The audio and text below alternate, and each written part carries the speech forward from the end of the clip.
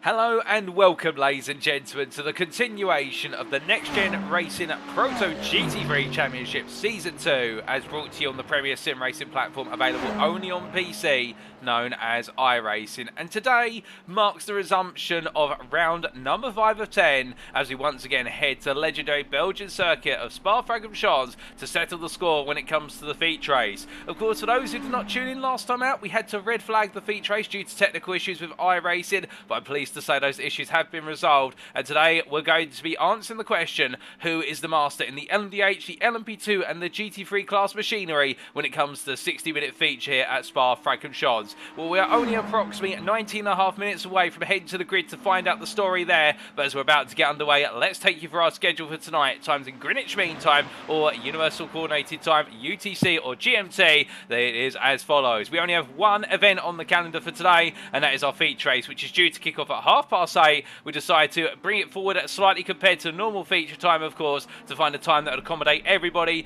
and we'll give you an update on exactly how the championship calendar has been affected as a result of the red flag from last week very shortly when we do look to the season ahead. But you're tuning in live via free media platforms for your viewing pleasure. Firstly, if you are on YouTube, you can go to youtube.com and search for Next Gen Racing and tune in the official Next Gen Racing YouTube channel. Alternatively, if you're more of a Facebook user, you can go to facebook.com/groups/Next Gen Racing and tune in on Facebook. Or last but not least, if you're more Twitch inclined, you can go to twitch.tv/TX1 and tune in there. Now, who is TX1? Well, allow me to introduce myself. I'm your host and commentator, ladies and gentlemen, for this series. My name is Paul Walsh, also known as TX1 or Brit of the Spit, depending on what media you follow me on, and I'll be bringing you all of your racing action tonight and indeed for the remainder of the season. But indeed, with the shake-up of the fact that we had the red flag last time out, it's led to a little bit of rescheduling when it comes to our season calendar, and let's give you a recap of exactly the effects. We can see the first 4 rounds, they're all set in stone. They have passed. The past is the past, and we cannot change it. But given the fact we've had to provide a 1-week extension to the Spa-Francorchamps round of round number 5, it means that all of our subsequent rounds have been pushed back by a week. Therefore, the calendar no longer concludes on the 22nd of March, but instead it will conclude on the 29th of March. And we have got a calendar that's absolutely brimming with races to go, because of course we started off on the 18th of January, round number 1 at Fuji Speedway in the footfalls of Mount Fuji in Japan. We saw plenty of battling between Chris Danes and Benjamin McCluskey in the rivalry to be the LMDH Gold leader, and then we carried on the story into round number 2 in Germany at the Hockenheimring Baden-Württemberg Grand Prix circuit. Well, there we saw on the 25th of January, it wasn't just about the LMDHs, but also about the LMP2s, and Kevin Stringer continued to have a run of bad luck when it came to the sprint race results, but turning things around rapidly in the feature.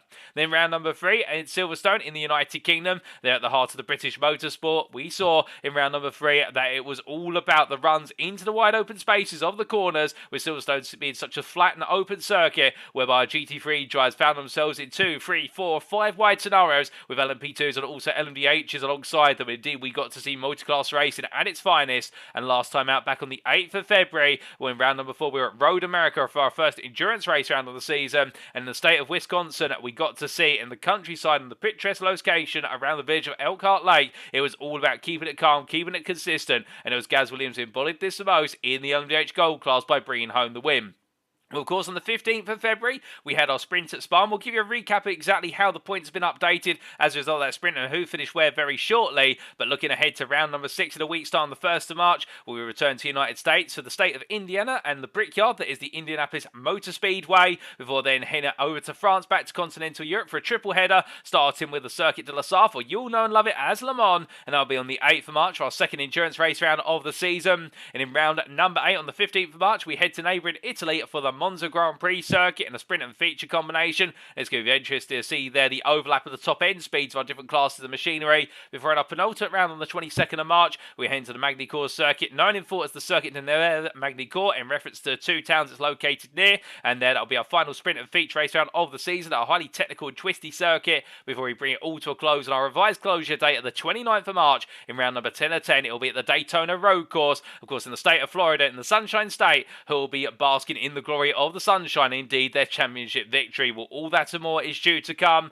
But speaking of things to come, let's tell you a little bit about how the scores go into tonight. Indeed, how that grid is going to line up. In the fact, as we look to our championship standings after the sprint race at Spa, started off with our gold class in the LMDHs, or the hypercar class, if you will. Gareth Williams leads the way in terms of points, but he was not the winner in class last time out in the sprint race. It went to Chris Danes. You can see there, Dan in P-Zone also picked up pole position and the fastest lap in the sprint, and really bringing on form a revived sense of form after a couple of rounds being missed, and we look forward to seeing Chris Danes potentially trying to make it back-to-back wins today in the feature. In between them, however, you've got Jamie Dorey, who now sits, 8 points behind Gareth Williams with a difficult sprint race, followed up by Craig Jones, who found himself in a tooth-and-nail battle with Rafael Dos Santos, but in the end, following a stewarding decision, Craig Jones was accredited and given the place back in their battle for P4, with Benjamin McCluskey there in P4 on the championship standings on 13 points, picking up another podium to add to his tally and continue that good run of form, but not quite finding that pace that we saw in the early stage of this season. But I think a little bit of bad luck has also blighted him.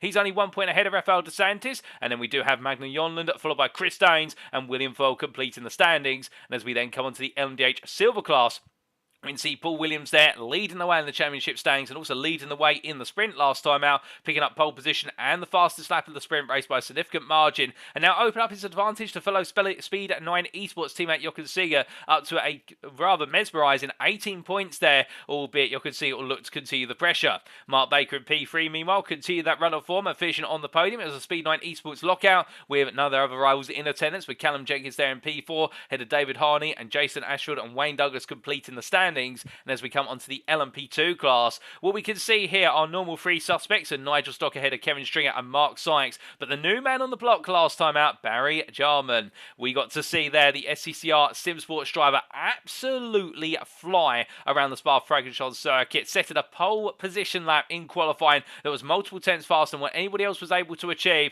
and the fastest lap of the sprint race. The only thing that undid it all in the sprint race, a three-way incident involved in himself, Nigel Stock and Kevin Stringer, as they ran their way into Lake Com. It all went the wrong way for Jarman, who definitely looked to be the fastest man out of the circuit, and he'll be looking to right the wrong today in the feature, make sure he gets a huge plethora of points on the board after his debut round. But we can see that at the top of the stands, Nigel Stock having finished in what was P3 on 179 points, only now 1 point ahead of Kevin Stringer, with Kevin Stringer really haven't been the man to beat so far. And on 178 points there, taking the win in the sprint race, he'll be looking now to try and overhaul at Nigel Stock tonight.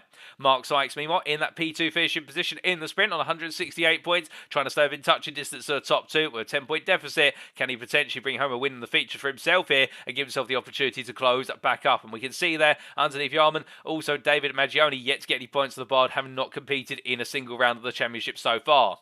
But as we then come on to the GT3 classes, starting with the gold class, where it's Frederic Stensbold-Duray, who is leading the way by a growing margin here as he picked up another podium finish, a second place finish, and now his advantage extending to what is there 26 points over teammate from Team Slimer and Magnus Fluten-Bjerkeke.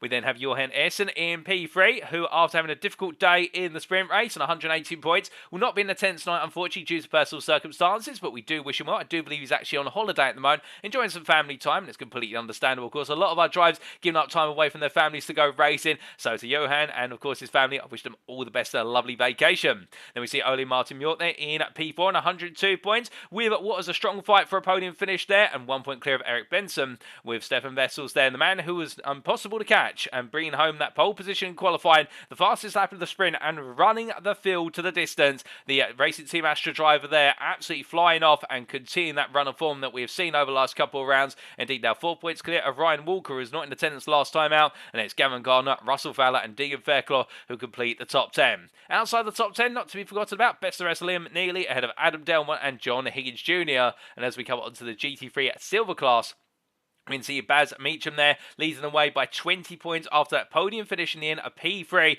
after it was a major incident early on in the race in the run up through Radion onto the Kemmel Straight involving multiple drivers including Meacham. With a 20-point advantage over Ben Bennyworth, it does look as though things are going the way of the Silver Star.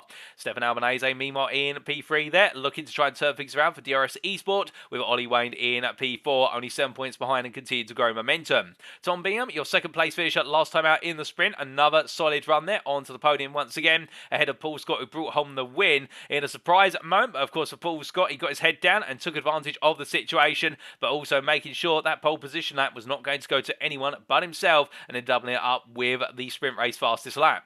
He's only, 12 points clear of Espresso Rien, and we do know that how things could change from round to round, indeed from race to race, with Jack Barker in P8 ahead of Matthew Addy, and Aaron Raisey there completed the top 10. Mark Harris with best of rest P11, and Brandon Hay completing the standings here, yet to complete in a round of this race. We then come on to the GT3 bronze class, and we see there Jordan Baywa leading the way after a second place finish. Now only 2 points clear of Ingar Almklov, who brought home the win in the sprint in what was an absolutely brilliant drive from the bronze driver. And then these two are completely separate from the rest of the field. It does seem to be a two-horse race at the moment, albeit with the halfway point of the calendar. With Daniel Stillman there in P3 on 113 points, 2 clear of Elwyn Sykes. And Elwyn Sykes really been the one to watch that pole position lap and the fastest lap in the sprint. But of course it unfolded horrifically on that opening lap with the incident on the run into the Kemmel Straight, undoing all the hard work he put in the build-up to the sprint. And he'll be looking to make sure it's a win in the feature.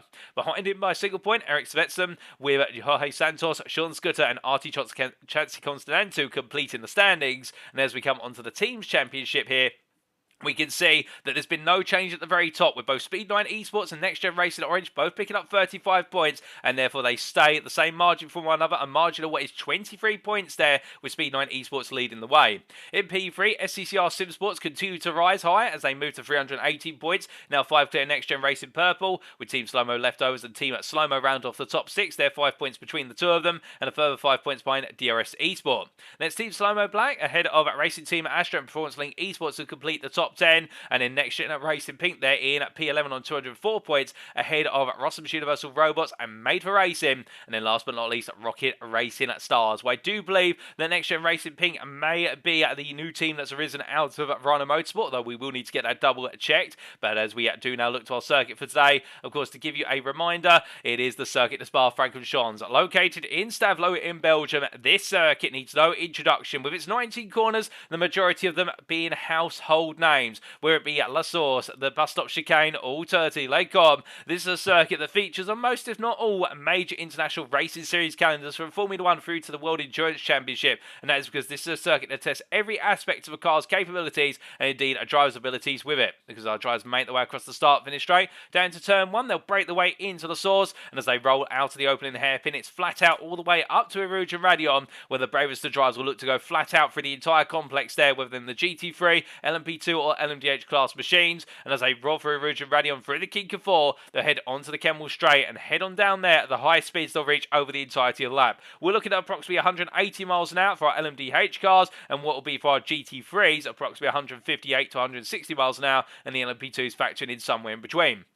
As they make their way into Les Combes, they'll brake hard and fast down through the gearbox into the right-left-right combination. As they exit the chicane, they roll downhill into Rivage Corner, the downhill braking zone off Camber Corner Apex. And as they power their way out, they'll head into Jackie X Corner, previously known as No Name. Heading out of turn number 9, it's the charge into long left-hander of Pouron Corner, which is a test of confidence just as much as it is skill, where drivers will need to get on the brakes, carry the speed into the corner Apex, and make sure to hit both double Apex there and not run too wide. Get it right, and they'll carry all the speed down towards the Fangers chicane at turns 12 and 13, and rolling out the medium speed chicane, they'll then head into Stavelot 1 and Stavelot 2, also known as the curved pool Ferrier, as they make their way through the double right and head onto the back straight.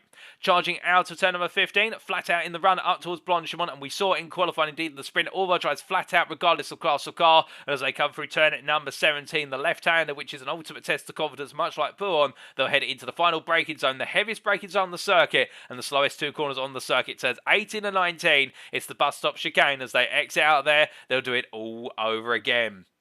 Now, as for our rules for tonight, let's give you a reminder. Of course, in terms of setup, this is a fixed setup series with the setups being provided ahead of each round. In terms of the driver classes were finalised as of round number 3, so we're not expecting any shake-ups with regards to our driver classes at any point from this point onwards, unless by exception, and we'll of course notify you of any of those exceptions. And of course, for qualifying tonight, there will be no qualifying session as it's purely a feature race, and it's the carry-on from last week.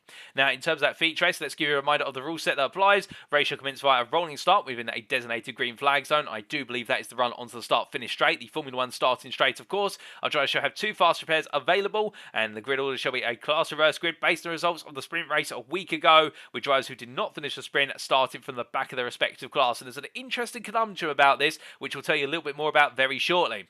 Now, drivers shall receive a drive-through penalty if they accumulate 25 or more instant points, and drivers are expected to make at least 1 mandatory pit stop in which fuel must be taken. However, changing tyres is entirely optional. It's up to our drivers whether whether they want fresh boots or whether they decide to do it all in a single set of the tyre compound. That's enough rules and regulation and everything in between. I know you're all here for. You're here for the racing action, whereas our drivers make the way on around at the moment in this final practice warm-up session. We do see Paul Williams from Speed 9 Esports making his way across the timeline and down into turn number 1, and currently the fastest man in this practice session for the LMDH Silver class. Now, why did I say only moments ago with regards to its interesting, or it's going to be an interesting proposition, in the fact we will be seeing drivers who did not finish the sprint and start from the back of their respective class on the grid? Well, the reason for this is, given the fact we've had a whole week pass, a good number of our drivers who are not able to make last week are able to attend this week, and that means a good number of drivers here today will essentially be racing with no points on the board. They'll be starting from the back of their respective class, and they'll have an opportunity here to racing around they perhaps never expected to get any points for. And a key example of that is Callum Jenkins here in the privateer machine, and if my memory does serve me correctly, those colours on the car are making me a bit cognizant of Team Hard Racing, albeit they recently do have their established esports division under the guise of Lee Duncan, and of course Team Hard Racing numbering series, including BTCC and Porsche Cup, as we see Porsche Cup UK, that is, as we see Callum Jenkins there losing the rear of the car in the number 29 coming to the bus stop chicane. Of course, you have to be very careful. These LMDH machines, these BMW V8M hybrids, they have no anti-lock braking system, of course, so if you're heavy on the brakes, then you lift off immediately and go for a series of downshifts in between. You find the rear of the car does want to lift up, and those rear brakes suddenly go from being fully applied and locking to releasing the rear of the car, but the front brakes move off completely compress and lock up, and that chucks the car right on around.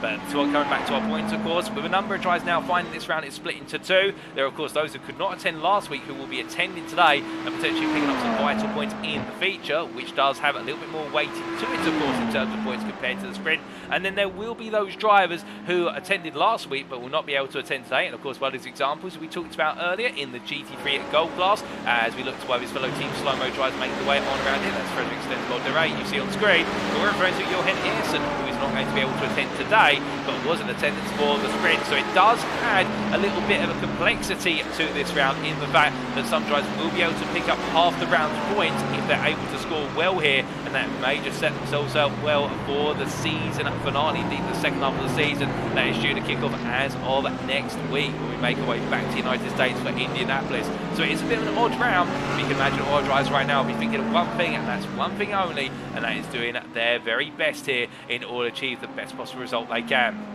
Now, as we do see Gavin Garland making his way on down the hill, you can see he's listed there as Verano Motorsport, and we have had confirmation just now that Verano Motorsport have changed to NXTGEN Racing at Pink for the remainder of the season. So the team has gone for a rebranding, decided to align with the Rider NXTGEN Racing outfits, and therefore you will see that the overlay is going to be updated to a degree. We are just currently making some updates in the background, so we apologise for the fact that we are going through a couple of refreshes of the overlay, but they will very shortly be resolved, ladies and gentlemen, and once they are resolved, we will see our driver's data is reflected in the right regard. But I do believe that it is Gavin Gardner and Chris Daines who are representing NXTGEN Racing Pink, having gone from Verano Motorsport quite recently.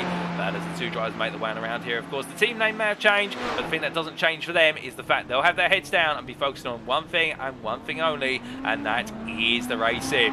And as we do see Gavin Gardner, in fact, getting a bit wrong there, coming out of that Blanchimont corner, and the car sliding on away, where it does seem to be as though right now most of our drivers in the pit lane, I think, all feel as though they've got everything done, they're all prepped and said, and there's nothing left out there for them to do. And what a bit of a late joiner here, but he has managed to get on into the race lobby with only a few minutes to go. In fact, now 2 minutes remaining here. It was, of course, our triumphant gold driver in the sprint last week. It's none other than Racing Team Astra Stefan Vessels, and well, he will be looking to cut his way through the field faster than knife through hot butter, for the simple reason that this man has been an absolute stormer at Spa-Francorchamps, and can he make it 2 wins out of 2 here today? As we also do look here to Russell Fowler, the Fortune esports driver, who found himself in a bit of a hit and miss race in the sprint last time, if I remember serves me correctly, battling with a good number of silver drivers who are on similar pace to him, and therefore really having to try and choose when to fight them and when to potentially let them go. And with one driver who was quite similar on pace, to put that in perspective, this man, Paul Scott, your GT3 Silver winner in the sprint race, and of course the fastest man in this practice session for the GT3 Silver class. He heads on through and onwards and down the Kemmel Straight he goes.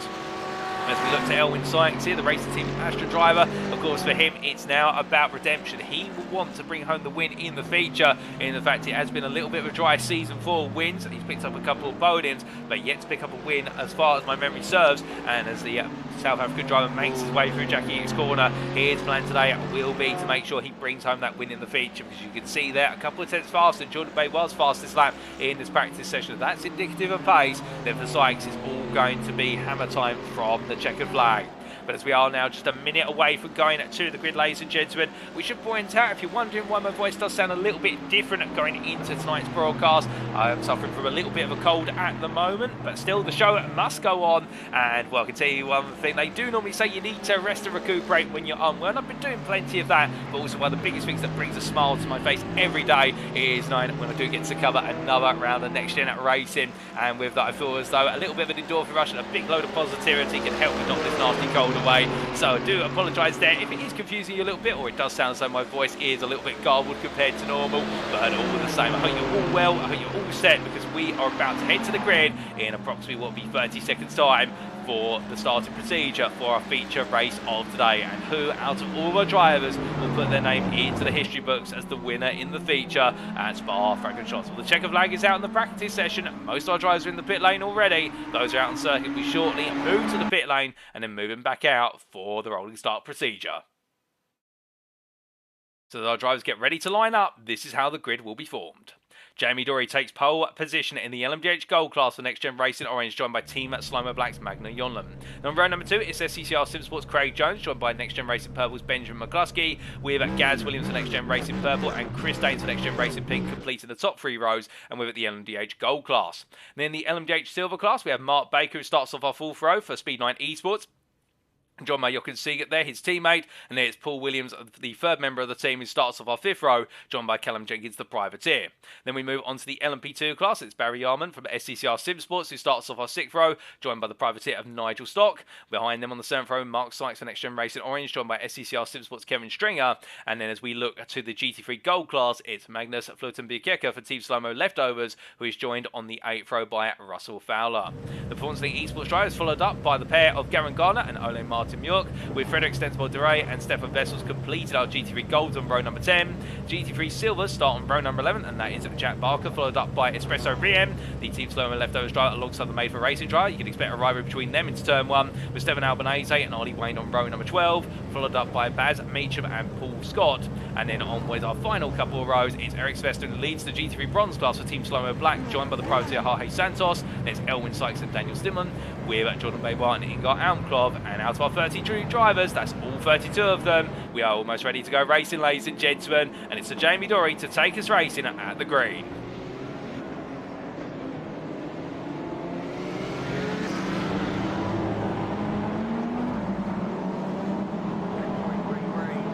And as he crosses the line, the lights are out, and it's away we go for 60 minutes of racing action here today at Spa-Francorchamps. Jamie Dorey leads into turn 1 with Magna Yonlan looking around the outside. You can see that Chris Jones already up the inside, as Craig Jones, I should say, as they make their way through the right-hander of 1. Jones getting a critical position early on as they come roaring on up towards the Erugian Radion for the first time, asking their cold tyres and also will be cold brakes. And as they settle the score now down into the complex, you can see all the drivers going line astern as they charge their way on through. Meanwhile, further back here, we can see in the GT3 class, Magnus Flutenbjerke holds the advantage as he makes his way up the hill with Russell Fowler and Gavin Garner close behind. Garner falling a little bit back now, I think just backing off slightly as we got Ole Martin Bjork keeping the pressure on Stefan Vessels. The Vessels already coming through the field at a rapid rate, not getting 3 places. They come charging off with the right hander onto the Kemmel straight. Ole Martin Bjork hit defended versus Duray as they head on down. Duray looking around the outside, Vessels there and slow down penalty. And as they head into Lake Com, Garner with the same slow downs, they break the way to Lake Com for the first time in anger. And as they come down hard and fast on the anchors, we can see Espresso Rien there looking up the inside of Jack Barker, but Barker doing everything right to defend as they make the way through turns 5, 6 and 7.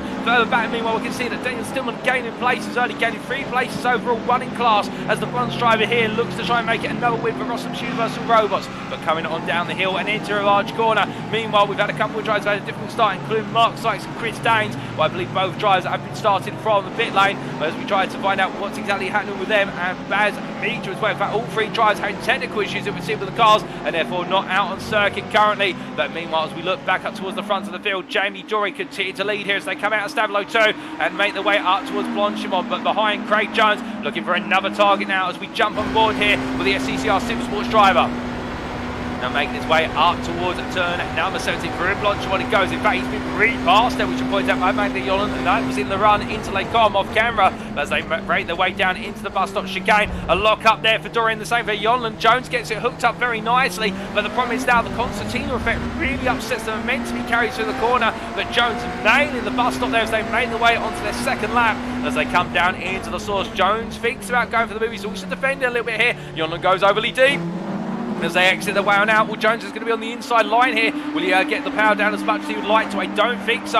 As we bring up the battle box at the bottom right in your corner to be able to see who's battling whom on screen. And as they make the way up through Richard Radial once again, you can see things stabilised for now, but it's the tow and also the deployment of the battery here. But the drivers have to be wary of the fact they don't have too many heavy braking zones in this circuit, and therefore the battery they use now, if they use it hyper aggressively, then they will lose out on their battery recharge capability later on. Jones up the inside there. It's a classic move into Lake Com. He makes it sit and makes it count as he makes way out of 6 into 7. Meanwhile, further back, we look to the GT3s here as they make the way onto their second lap. And Smith Orion continues to tuck in behind Barker as they head up the hill. Meanwhile, further back, Gavin Gardner with that slowdown. Stefan Vessels tucked in behind. All these two for the GT3 Gold class, they're both trying to make early ground. As we hear that Elvin Sykes had a little bit of a moment further down the order. Baz Meacham has had to be towed to the pit, and we're not quite sure of what has happened to Chris Daines over these now out of circuit. I do believe that Chris Daines has had to start from the pit lane, and we will try and find out the exact story of Meacham as well very shortly. But as they head down the Kemmel Straight here, we can see that Gardner having to worry a little bit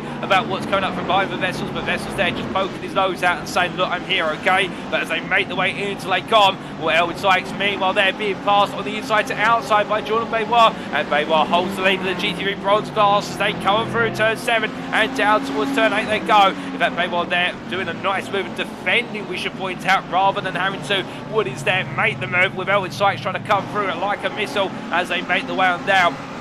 As they charge the way down the hill. In fact, Baybois was making a move there. I apologise. A little bit of mix up with regards to the data we have for Baybois making the move count and moving into the GT3 Bronze lead. But as they head into Bourne Corner here, now it's going to be about who's the bravest in carried speed. Plus the dirty air always upsets the car. But meanwhile, the GT3 Silver class is Barker on the inside into the Fangers chicane. Meanwhile, going around the outside, there's Espresso Rian, outside to inside. It's a nice move from Rian, but can he make it count here as Barker comes back? He's going to defend the inside into Stavelo. Everybody stacking up behind. Barker really digging in here, getting his fangs into the position, saying, no, you shall not pass. And to avoid copyright of Lord of the Rings, we won't quote any more Gandalf quotes. They make their way out to Stavelo 2 and head all the way towards the bus stop chicane. But the key thing here is with Barker putting everyone tucked in behind. Well, now you can see Albanese and Rian trying to battle side by side, heading all the way into Blanchimont Corner. It's going to be tight between the two. Rian holds the position. Meanwhile, on the inside, there's Ollie Wayne coming up through. There's a bit of contact there between Wayne and what is Albanese as they head on down. The DRS Esports driver now having to defend hard in the Audi versus the Roaring Mercedes.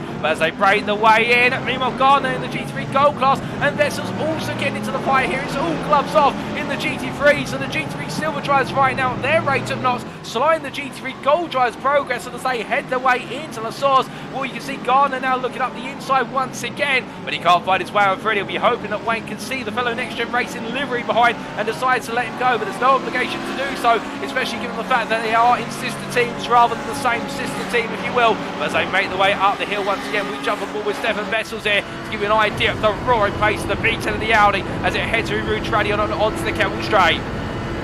Now, of course, when running like this, Vessels and Gardner both want to get clear of this group of GT3 Silver drivers. Their target is the top 4 in the GT3 Gold class that is currently 5.5 seconds up the road from them. But the problem is, of course, in this run, as we do look back up to the head of the group here, Smith O'Brien finally making the move stick there versus Jack Barker, but he doesn't. It's Snap Oversteer coming out of 6 as they make the way through 7. He gets it done there, Barker putting it back on the inside, but Rian finally settling the car down. Wayne looks up the inside now of what is Gardner there. In fact, Gardner trying to make the move around the outside to Rivage as we correct ourselves. And as they come on down, there's only a hair's width between the two of them. But as they head into it, it's corner, Gardner gets it done, and Wayne there makes it difficult. Oh, goodness me! And there's damage there for Vessels and also for Stefan Albanese. As Albanese went round at X and Vessels down the inside, making contact with the wayward Audi, not knowing it was going to be there until it was too late. That was an unfortunate moment for both Vessels and Albanese. And well, both drivers now having wounds to their race.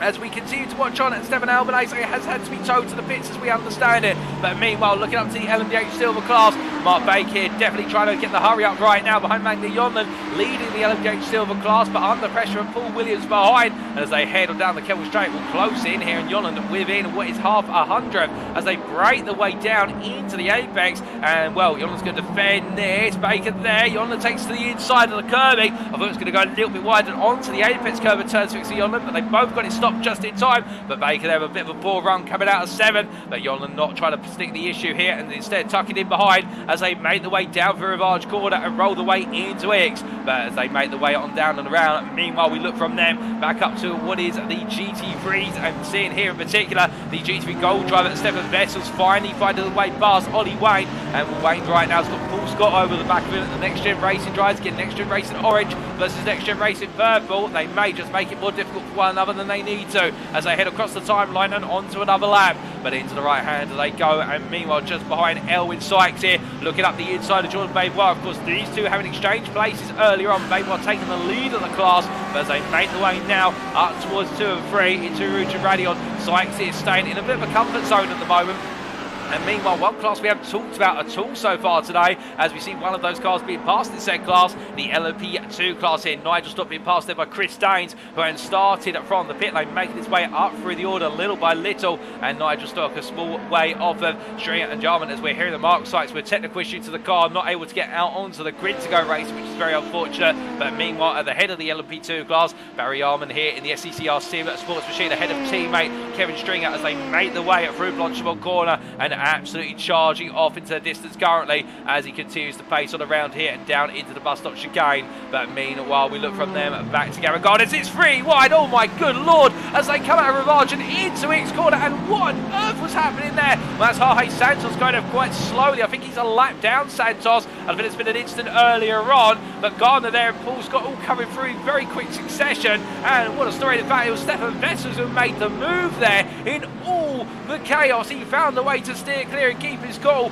Meanwhile, further back, Paul Scott under pressure from Ollie Wayne as they break the way down to the Fadger chicane, but Scott holds off Wayne there to take P2 in the silver class as they make the way through turns 12 and 13 and in towards the next corner sequence they go. But making the way down to Stablo and Curve to Paul Ferry, you can see behind that with all the battling right now, the bronze class is being pushed back into one another.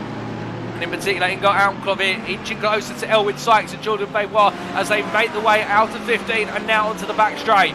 Now in this charge, of course, with any brief moment you can take, this is where you need to start thinking about strategy. We are almost at what is the 11th minute of this race, and as our drivers made the way on around here, of course, we have the opening sixth for the race, and that's where you want to do all of your aggression as a driver. You really want to push on, but now you need to take a bit of a sense check at this point and ask yourself the question, have you made the places you need to, or can you make the ones you still want to get soon, or is it better to start to look towards strategy? And we will start to see a bit of a transition with regards to a good number of drivers perhaps deciding to settle in behind their rivals. They're going for the win, such as Ingot Almclov here, as long as they stay within touch of what is it, Elwyn Sykes and Jordan Babois. I don't think they're going to be too worried about trying to make the move for the lead of the GT3 bronze class. Instead, they may already be starting to do some fuel saving in order to shorten their pit time, and will, of course, being the short pit lane here, being the Formula 1 pit lane next to the exits out of the source corner rather than onto the Kemmel Straight, which will be the full endurance pit lane. It does mean that the pit time loss is not as significant. But meanwhile, speaking of something significant, Björkeka here defending versus Russell Fowler as they come through turns 5 and 6 through Lecom they go. And of course, these two fighting well over hard, and Fowler inching closer and closer over the last couple of laps as we jump aboard here with the AMG Mercedes Evo 20 driver as he makes his way down to the braking zone for Rivage. But rolling on down, he's going to go outside to inside, look to the cutback here. But the problem with Rivage corner, if somebody's on the inside and they notice what you're trying to do, they just need to drag the car on the corner apex. Not essentially drag the brakes, but park it, as we like to say, and then there is no way through. But Fowler here definitely impressive with the pace he's bringing to the table in the Performance League Esports Mercedes, keeping that pressure on as they roll their way down through the corner. But having to back off there, you'll notice the dirty edge is causing an undercurrent of understeer on the front end of the Mercedes, and of course the Mercedes known for medium and high speed understeer by default, and excessive low speed oversteer with such a powerful engine. That's 6.3 litres of V8 in the front of that Mercedes, we should remind you. And as he heads out towards Stablo right now, the number 12 driver here definitely putting pressure on the 22 Ferrari. The team slow-mo Ferrari, piloted by Björkeka, being made to wrestle around these corners as they head onto the back straight once again. Now roaring out and down up towards Bonch, but let's just listen into that engine.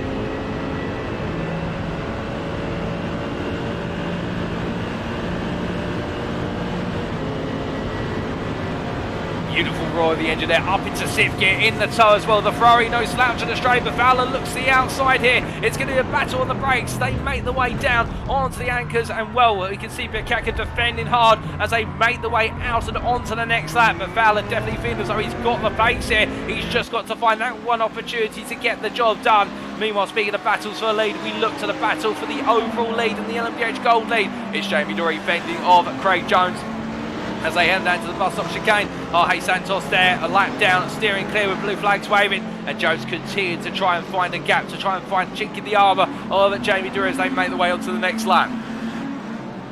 Now, of course, as they get closer and closer to the GT3s, this is where the tactical consideration starts to come in with regards to exactly when do you go for those moves to overtake a GT3, when is the traffic right for you. But we must cut off that fall for a brief moment, ladies and gentlemen, so we look back to the GT3 Gold lead battle here, side by side between Bikaka and Fowler. Fowler on the outside, breaking into the corner they go. Fowler continues to hold it. Can he get the inside run into turn 6? He can, and now Fowler thinks he's got it done, but Bikaka gets the run into turn 7, but it's not enough in the end. Fowler does not back out on the outside and gets the move done. It's a classic move by the Mercedes driver, but he now leads the GT3 Gold class and Performance League esports with the team slow-mo army following on close behind. That's Valentin Bikaka and also Ole Martin York and Frederick Stensborg-Dre all tucked in behind as they make their way out of X corner. But meanwhile, whilst all this is going on, we're hearing there's been a bit of drama further down the field. Jordan Benoit is into the lead of the G3 Bronze class again, but I do believe there's been a little bit of a mix-up in regards to who your leader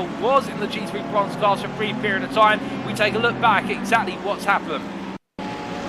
Well, this was only moments ago, and this was Elwood Sykes looking for the move versus Jordan Benoit into turn number 1. Now onto the brakes they went. Sykes went overly deep there, missed his corner apex, and then it was a battle on the throttle. Well, in the end, Benoit getting it covered off very nicely indeed as they made the way up the hill. But meanwhile, following that, we had a bit of an incident for Jorge Santos running P5 in the G3 Bronze class, made his way across the timeline. Of course, only moments ago we saw Santos steering clear of Jamie Dorey and Craig Jones. Into turn 1 he went. I think the rear's going to go on that car. Indeed it does. It snaps loose. Oh, goodness me. And Mark Baker there being tapped on the side by Santos as he tried to cut on the inside of the wayward Audi, and both drivers there in an instant, which has definitely slowed their momentum. As meanwhile, we've also had an incident for Ingot Almklov, and well, we look here to Almklov and looking for the move there on what was Elwood Sykes onto the brakes. He went into the lane, and the car just carrying too much speed, and the rear started to go. Oh, goodness me. And there was even more to it. So that explains why we've had quite a number of red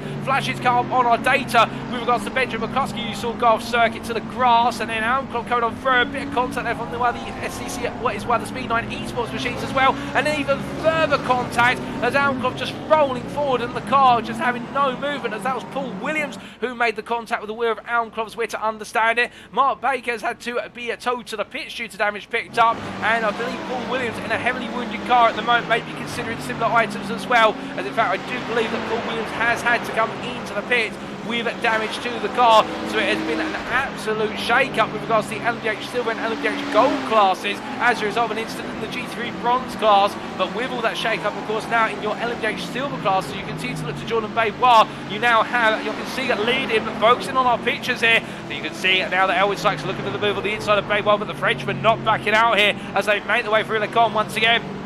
And what's very interesting in this battle, notice the body language of Benoit's car. He does not feel as though he's got enough here to be able to just simply break away. He is having to really hold the car on corner apex and sometimes put himself in a position where he's effectively having to bring the car not to a standstill per se, but losing a lot of speed from apex to apex. And but at the same time, Sykes is having to bunch up behind him in the concertina effect, and therefore as a result, Sykes' momentum is being stripped away, and Benoit is able to stay ahead for another day. But of course, for how long can he do this? Because every time he drives this defensively, he'll be taking more life out of the tyres, he'll be using more fuel to accelerate back up through the gears, where he's got to try and make up for the excess speed he's retarded out of the car. And as they make the way out of through the advantage chicane and into turn at number 14, well, Sykes once again right there putting in the pressure on as they make the way down into Stablo 1, and as they roll the way through the right hander, we ride on board the gearbox here on the Frenchman's car. Benoit trying to get the power down here We know, of course, the Ferrari no slouch when it comes to being the straight line speed category,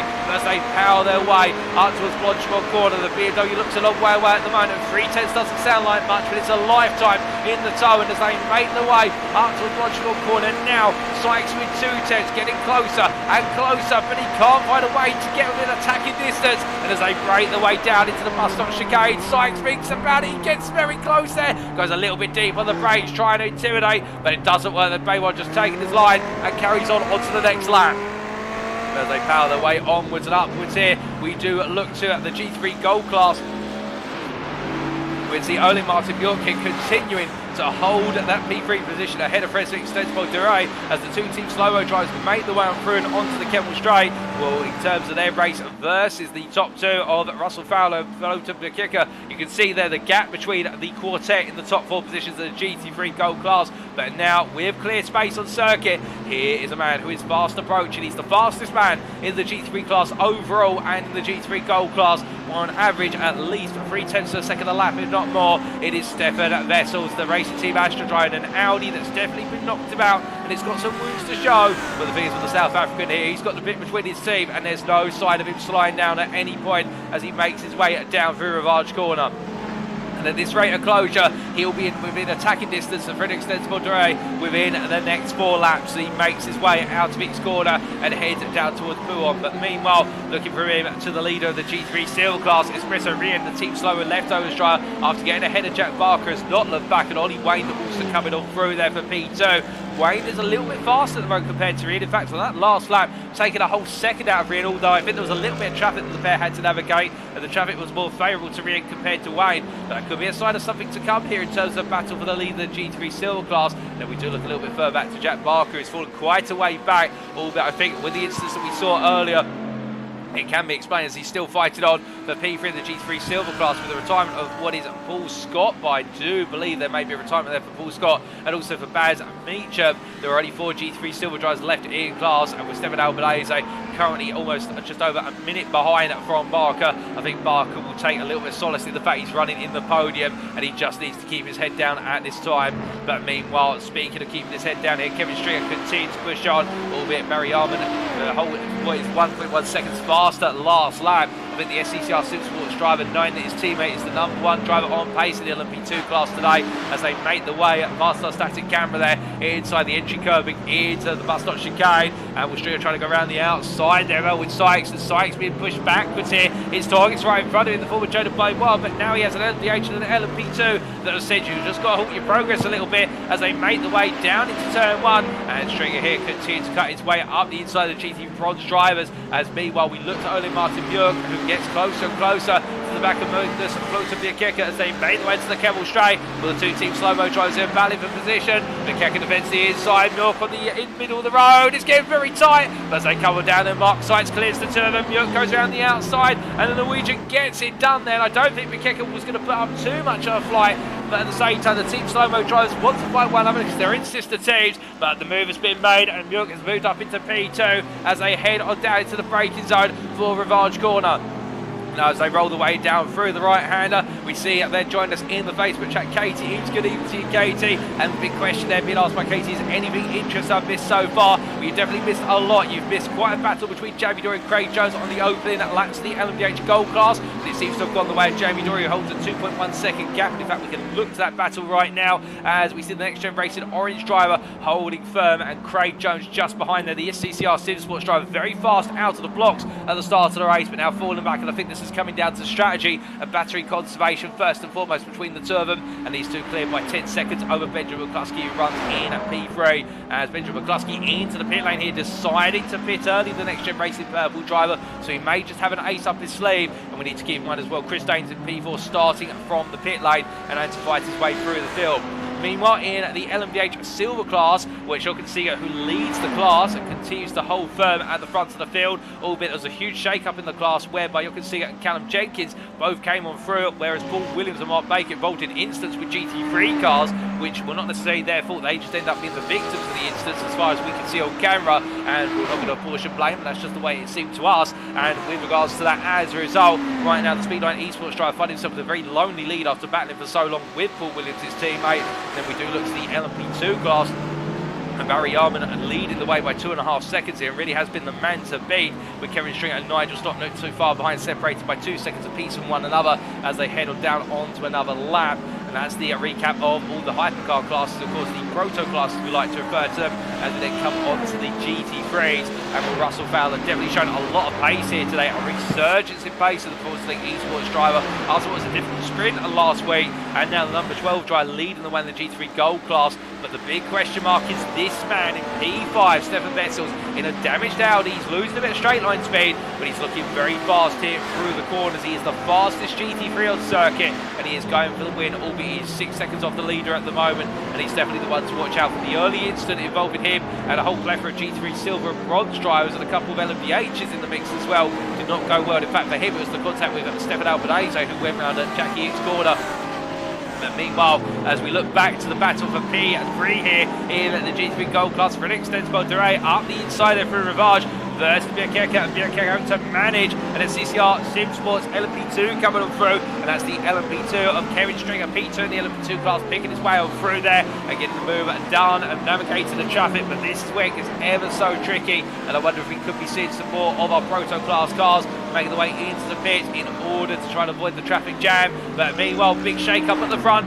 Craig Jones takes the lead of this race ahead of Jamie Dorey by 2 seconds. Now there's Jamie Dorey behind. There's been some sort of incident for Dorey. What exactly has happened, I hear you ask? Well, we're about to find out. We've got a replay.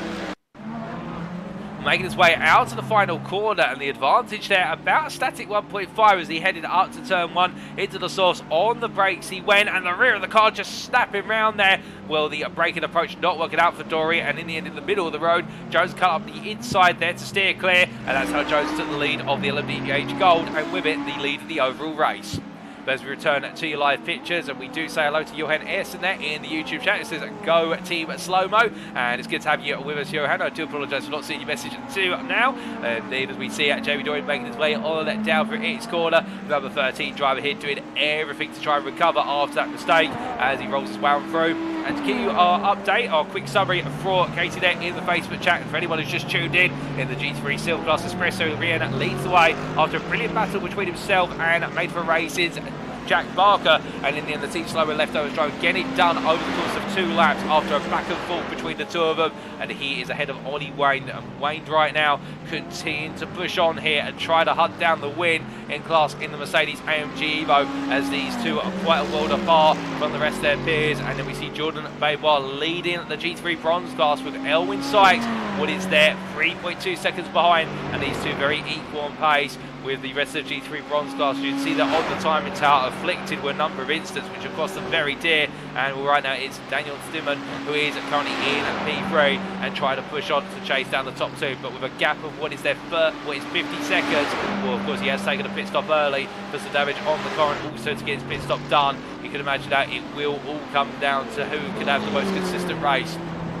As our drivers make their way on around, we do say hello there to Bazman Black in the YouTube chat, and I do believe that's Baz Beecham saying, gutted I couldn't continue. I don't know why I lost all my frames per second or FPS. Does sound as though a little bit of a technical issue there for Baz, and I'm very sorry to hear that, Baz, because we were looking forward to seeing if you could make it another win in the Silver Class today, but hopefully those technical gremlins can be made to wait at bay in order for you to compete in round number 6 next week at Indianapolis Motor Speedway. But as our drivers make their way on around here, Fowler in the number 12 car doing everything to keep New York at bay, but you can see here after taking the lead of the G3 Bronze class, well, the one thing that only Martin Bjork is not going to do is just roll over and let it go as they make their way out of the curve to full fair. Stand low 2 and make their way onwards towards Blanchimont. Now in the charge here, of course, both cars have been powered by a V8. The Ferrari also having the turbo planted to it. Meanwhile, naturally aspirated Mercedes V8 in Fowler's car. And as they head through the left hand here, we can see into the bits of all our LMP2 drivers. As Jarman, Stringer and Stock, they've taken the fuel tank as far as they can.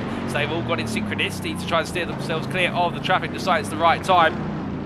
As Fowler comes into the pit lane, it's the same there for Ole Martin Bjork and Frederick Stensbold-Durey. It's pit stop season, ladies and gentlemen, and now will this strategy pay off for the right people? As meanwhile, we do see coming up through, albeit a lap down the GT3 class. Paul Scott for Next Gen Racing Orange charging onto another lap, but it does look as though Espresso in, Ollie Wayne in as well. I think the fuel tank has definitely lifted up what is all of the strategies set to right. Everyone's got to pit just before the halfway mark, but as our drivers roll the way on around here, we do look a little bit further down the order to Daniel Stimon, who we can see here in the Rossum's Universal Robots machine, the Mercedes driver from the Czech Republic, running a comfortable P3 at the moment, albeit a long way off the top two. And Elwin Sykes and Jordan Baywell both in the pit lane.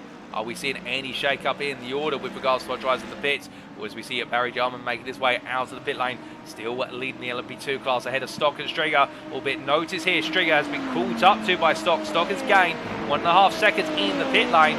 Meanwhile, as we look to the GT3, Silver's coming on through. Espresso Rian making his way on down. We can see Jack Barker there taking tyres at the pit lane, but Rian's still ahead of Ollie Wayne, but the gap between the two of them has not really shifted either way. It's stabilised, and meanwhile we look back up to the MP2s. Nigel Stock up the inside there, and Kevin Stringer goes a bit deep. Of course, these two will have flashbacks, not positive ones, on what happened in the sprint last week when they all came together with Yarman rolling the way through Lacombe, but they seem to have avoided it this time. You can see Stringer looking on the inside, Stock to bend on the outside. He'll be hoping he's got the grip, but he hasn't. And Stringer back on the move there for P2. A nice move from Stringer. Stock flashing his lights there, I think to distract more than anything. And as they come out of Vic's corner, down towards Bourne, gets it done and rolling the way down now. And into Bourne corner they go once again. But Kevin Stringer definitely defending well and fighting for that P2 to make it a 1-2 in the LMP2 class for the SCCR Sim Sports.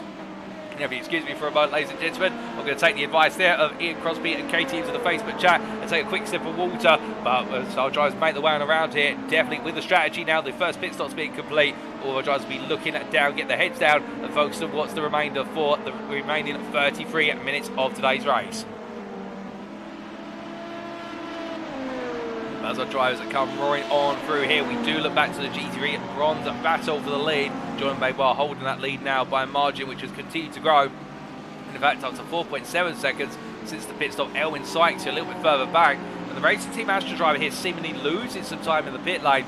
Now, we do know that the BMW M4 quite aggressive on its fuel, given the fact it's got an extended fifth gear, doesn't really get to use its fifth gear that often, and therefore can't really use it to fuel save, given the fact the fifth gear is a major overdrive gear, but you won't want to use it on the back straight or indeed the Kemmel straight, because fifth gear does apply the majority of that power. But as he rolls his way on through here, meanwhile, into the pit lanes from the lead of this race is Craig Jones. We see Jamie Dorey making his way on around. They go for another lap. But Craig Jones decided enough's enough and going the second latest of everybody with regards to opening stop. We've still got Jamie Dorey and Jochen Siegert yet to pit, leaders of their respective classes at the moment, as Jochen Siegert comes on through here to go into turn number 1. But he rolls his way through the right hand up the inside of the GT3 Gold battle for the lead of the class. And as they roll the way onwards through the kick of what is coming up towards turn number 2 very shortly, we do look to Russell Fowler versus Floto GT3 and heading up the hill now. The gap again, staying at that margin of 3 to 4 tenths as they come through. But GT3 there getting a bit of a bad run, coming across the ridge of what was Radio corner, and that may lead to him picking up a slowdown. Indeed it has been, because he did impeach track limits. And as they head all the way down the Kemmel straight, now going around his Phoenix Moldure, GT3 gets back up to speed gradually. Vessels is going to look for the move here. Indeed, that's what happens. One small mistake has cost Floto GT3 4 places in the run of it. And as they head into and out of Lacombe, now at the inside is Craig Jones there trying to come on through a rapid Larry to knots. Meanwhile, Chris Daines is into P2 in the LMDH Gold class. We need to keep an eye on that. But we can see Gareth Williams there up the inside and gets the move done for P5 in the GT3 Gold class over Floto GT3. Nice move there for the Next Gen Racing Pink driver, capitalising on, I think, the wind being completely taken and stripped out of the sails of the Team Slow-Mo left over drivers as they make their way down towards Bourne corner. Now coming on through here, through the long double left they go. Of course, for Gardner at this point, it's all about just focused on trying to hunt down Vessels or stay with him, because Vessels really needs to be his battering ram here, albeit not literally in terms of contact with other cars, but Vessels will be looking to pick his way through the class rapidly. He's now within 3.5 seconds of Russell Fowler, the leader.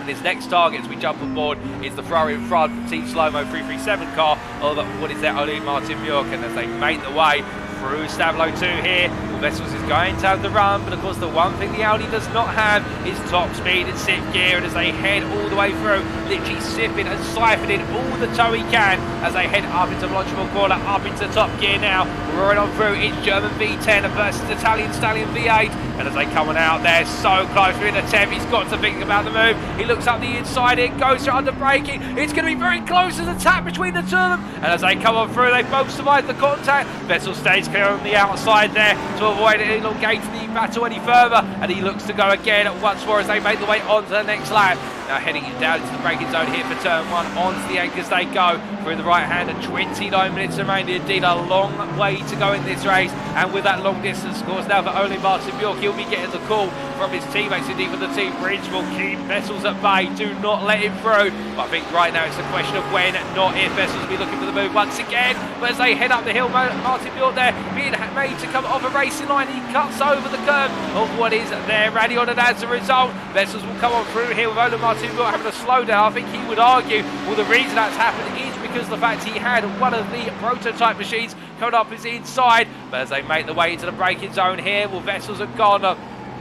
Will come through it. Meanwhile, Martin Bjork here to defend on the inside as they roll the way down through it. Turn 6 into 7, and he still fights his only Martin Bjork versus Bjerke as they come out to 7 and down towards 8. Onto the brakes they go once again, but the Norwegian driver here letting it go in the end. And Magnus Float and Bjerke moving up into P5 and Team Slower leftovers, and both drivers having a difficult last couple of laps, knocking their momentum away, but they're still in this fight and they've still got plenty of time to go. It's not over yet.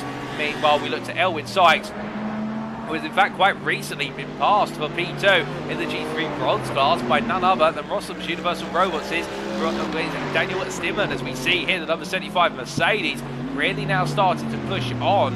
And well, how exactly did that move happen, I hear you ask? Well, we get a replay to take a look back. Who was in the run and coming into Blanchimont corner here, and he did a switchback, a lovely move there from Stimman to go one way, and then I think Sykes on the outside line being called out, having to back the car off in its entirety, but Stimman making it count and gaining the place as a result. But as we return to our live pictures, there's been a bit of drama on circuit, including Stefan Vessels, who's now dropped from what was the hunt for P3 in the G3 Gold class down to P6. I think there's a bit more to this than meets the eye, and in fact we do have a replay coming up immediately on this. So he's making his way down towards Pillon corner, onto the brakes he went. Does the car just let go here? Well, indeed, it's a snap on the steering wheel. Oh, goodness me! And for Vessels, well, that is an absolute nightmare moment for the racing team Astra driver. The car goes one way under braking, and it snaps the entirely other way. And the number 31 driver there, well, that is something that will strip the confidence out of you as a driver. It doesn't matter what level you race, and of course, Vessels right up there with the very best. But the South African, as a result of that, are coming into the pits. They're going to need to take a look at that car for the simple reason that is a confidence knocker. Meanwhile, as we do look to Gareth Garner, who's inherited the P3 in the G3 Gold class as a result, well, his pace right now not quite on the pace of the top two. Russell Fallon, Fred Extends Monterey, lapping equivalently in the 19.3s. Garner on that last lap of 19.8, half a second down, and currently sitting 3.5 seconds off of the battle for the lead. He's going to have to really push on, but meanwhile, speaking of pushing on here, well, it's a return for P2 by Elwin Sykes, or is it? As they drag race their way out of La Source and onwards towards Aruja Radion, we can see Sykes gets ahead, but as they power their way up the hill, of course, climbing through is one thing. The other aspect is the slipstream race all the way down to Lake Garm, and we can see here Stevens really now getting nice and close. He's got all the speed he needs. He switches to the inside here, brings it on about. Now it's going to be a battle on the brakes. We know the BMW not strong on the brakes. The Mercedes having the slight edge. Onto the brakes they go, but in the end, Stewart has to back out. He just does not have enough in the car to get it stopped in time, and Sykes makes it happen and holds on to P2. But as they roll the way out of turn 7 down towards the large corner at 8, Stewart continue to stay there as an ever-present threat. But meanwhile, whilst all this has been happening, we're hearing that Callum Jenkins has had to be towed to the pits in the LMDH Silver class, and what exactly happened to Callum Jenkins? Well, this is in the run down the kill straight into Lake Garm, breaking his way in. A bit of a sensitive moment down the rear of the car. You can see trying to snap loose under braking, and then on the power, they're coming out of turn 6. Oh, goodness me, straight into the tyre barrier, and in the end, all going on around. A nice bit of evasive manoeuvre in there from what I believe was Mark Sykes in the LMP2 class, but Callum Jenkins, you can see the front left tyre not rotating at all. For Jenkins, a nasty moment, and in the end having to get the car to a safety point before deciding to get it towed. But meanwhile, we look back to our live pictures here, and we look to the ongoing battle for P4 at the G3 Gold class between Magnus Fulton Mikeke and Ole Martin Bjork as they make the way out of the final corner and onto another lap. As they head across the timeline, well, these two fighting one another and enjoying the battle, to be fair. I think also cognizant of the fact they're losing more and more time to the battle up front in the hunt for P2 in the G3 Gold class, or particularly P3 of Gavin Gardner.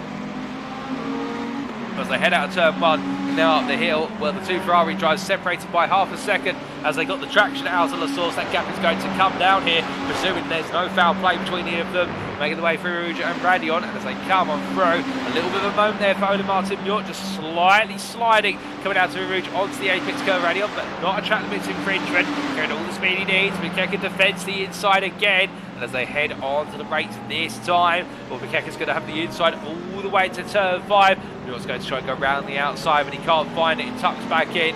It's another well-held move there from Mikeke, as meanwhile we look to the front of the field, and Jamie Dorey into the pit lane for his one and only pit stop today, decided to leave it as late as possible. And well, Chris Danes comes on through to lead a lap in this race overall and in the LMDH Gold class as he comes on through. Of course, remembering they did start from the pit lane here. He has made one pit stop already, and well, if that was his one and only pit stop and he's managed to get it done, then that will be some miracle work. There's no doubt about it from the Danishman, and well, they'll have to wait and see whether he can go the remainder of the distance. But meanwhile, for Jamie Dorey versus Craig Jones, where is Jones? Because of course these two were close together before the pit stops, and there is Jones making his way out of La Source right now, and the gap has gone from being approximately 2.5 seconds up to double that, just shy of 5 seconds as they make the way back up to speed. And Jones here now knows he's got to try and make the move for what may be a de facto P1 overall, and in the LMDH Gold class on circuit he needs to hunt down Dorey. But of course, with time continuing to trickle down, this is where the challenge will be. Tyre preservation, with the guards of our drivers not decide to change tyres. Also on top of that, have they been saving the battery? Have they got enough battery to be able to put in those laps towards the end which matter most? And also, if they do get close enough, can they then find that final 5 to 10% to make the move count as they make the way on towards the end of this race? But as we do wait for the checker flag in the distance, we've got a long way to go yet, of course. We do continue to see our drivers charge on here at Spa-Francorchamps, and meanwhile in the LMDH Silver class, the one driver's yet to take what we believe is his scheduled pits, or at least visit the pits once, we should say. Jochen Siegert for Speed 9 Esports continuing on around here, and the 248 driver just keeping his head down with 54.5 second advantage over next runner in the LMDH Silver class of Paul Williams, and this class heavily affected by incidents today. But Jochen Siegert, the one driver, is steer clear from all the danger and drama and is just enjoying the run out on circuit. But as he heads up towards Blancheville corner, meanwhile we do look back to the growing battle between Espresso Rian and Ollie Wayne as they come up the hill. You can see Wayne there at the foreground of the camera briefly. As Chris Danes into the pit lane. On call, we were expecting a stop for Chris Danes, and starting from the pit lane, and we can confirm it is taking place. I look out my commentating window, you can see that at the top of the timing tower. But meanwhile, Rian on the offensive here versus Wayne, but the difference between the two of them absolutely negligible in terms of lap time. These two are literally bouncing off one another with regards to lap time. If one of them sets a 2:19.7 on the next lap, the other will do the same, if not on the same lap. And it goes to show how equal they are on pace. And I wonder whether one of them can find a way to get the clear advantage over the other. Meanwhile, coming out of the pit lane very shortly and on to his final stint of today, Chris Danes carrying on through, and we can see they're side by side with McCluskey. Well, as they power the way down here, Danes is not going to have quite enough to get the move done, but that goes to show just how much ground Chris Danes has gained from starting from the pit lane in this race. He's now only 9 seconds off of the race leaders here. Well, this is absolutely huge. The man has driven through the field at such a rate of knots at this point. He could theoretically win this race if he's able to keep putting in the laps he has been. He is the only driver, we should point out as well, in terms of fastest lap in the LMDH class or classes. He is the only driver who has set a 59. Every other fastest lap by a driver is a 2-minute flat or higher. Danes has got the fastest lap overall and in the gold class by a considerable margin here of a couple of attempts, and being the only 59 driver at the moment, if he carries on well, Could it be the very top step? And that would make it 2 wins out of 2 at Spa-Francorchamps, and it will be a return to the norm that we know from Chris Danes, which is when he's got his head down and it's all hooked up. He's absolutely unstoppable. Was he chased after McCluskey? His first task will be to find that tyre temperature and get the move done McCluskey sooner rather than later, for the simple reason I think McCluskey, the longer he stays behind him, will start to really take those front tyres off with regards to the dirty air and the overheat in that frontal compound. But as they come onto the back stretch, charging up through the gearboxes once again, McCluskey here with High Santos to deal with, albeit he'll go round the outside there. He'll rely on the downforce, albeit Santos then moves the outside for Danes. And well, it's the speed of approach there and how the drivers react to it. As Jochen Siegert into the pit lane from the lead of this race in the LMDH Silver class, will lose the overall lead, but he'll stay at leader of the Silver class as we understand it. And McCluskey now under pressure as they power their way down towards turn number 1. We ride on board the gearbox here with the NXTGEN Racing purple car, the 28 machine having to fend off the number 1 car there for NXTGEN Racing pink. And as they come up through the right hand, and both making the way out, no real game for Danes there. 3.5 tenths off, they both deploy the battery as much as they need to. I think Danes here is waiting for the run onto the Kemmel Straight. That's where he'll try and pounce as they head through Rouge and Radion. Both drivers absolutely hooking it up with pinpoint position. And now the gap starts to come down. Here it's 2 tenths, they go through the kick. Continue to come down little by little, 1.5 tenths. It'll shortly be a single tenth. Danes gets closer and closer. Will he switch the inside? No, he stays where he is. He's not quite close enough to get the job done. But Danes definitely salivated at the prospect here. And with the pace that he's putting in lap after lap, this battle continues to inch itself closer and closer to Craig Jones, who is not quite gaining on Jamie Dorey at the moment at the rate that perhaps he'd like to. And I think we could see our top 4 gradually come together by the final 5 minutes of this race. Because Dorey at this time is the slowest man in the LMDH Gold class out of our top 4. Meanwhile, McCluskey and Danes are the fastest too. Danes being the fastest of all, and then Jones in a bit of a middle ground here. We can definitely see a bit of a mix-up right at the end of the race, and presuming everything proceeds as per the theoretical plan. But as they come into the Belgian chicane, I believe that's Marker going round, and with it, Danes had to take evasive action. The made-for-racing driver there, just a loose at rear end of the Audi, catching him out, but still getting himself back up to speed. And with a gap of what is in excess of a minute to Stefan Albanese, not having to worry about losing that P3 in the GT3 Silver class, but now just having to worry about getting the car turned back up to 11. But meanwhile, speaking of one driver right now, he'll be running that Mercedes to its maximum. Russell Fowler, unfortunately, he's what still leads the GT3 Gold class. It's still Frederick Stensbold who stayed within half a second of him as they make the way onto what for them is their 19th lap under race conditions. And as they power their way onto the Kemmel Straight, of course, what's going to give here? And to give you an idea of what's going through the minds of both drivers, for Russell Fowler here, it is not an easy job. His own goal will be to essentially maintain the pace he is delivering lap after lap. He cannot afford to make a single mistake. And he may be running right now practically at qualifying pace. For all we know, he could be pushing himself at 100% constantly here and not being given any respite whatsoever. But it's also a major change for Stensbold behind, because of course, being the chaser here, it's one thing to catch, as the late Murray Walker said, it's another thing to pass. And it is ever so true. When you're this close, you have to find that final 5 to 10% to be able to get the move done. The toe will help you on that on the long straights, but also when you're dealing with that dirty air in front, it means that you have to be able to adjust the car accordingly. As we jump on board here with the Norwegian, you can see Fowler just taking a lot more speed down through Pawn Corner, and the gap opens up to half a second once again. Now Dorey will close up on these stretches, but it's coming into the Fangio chicane, where it's a medium speed apex here. The Audi should be strong by default, but you can see they're turning a little bit too early, trying to offset the dirty air coming to the back of the Mercedes, but in return actually it started to compromise his line slightly. The same story here into the lower speed stablos, in the fact that he comes on through the first one into the second one.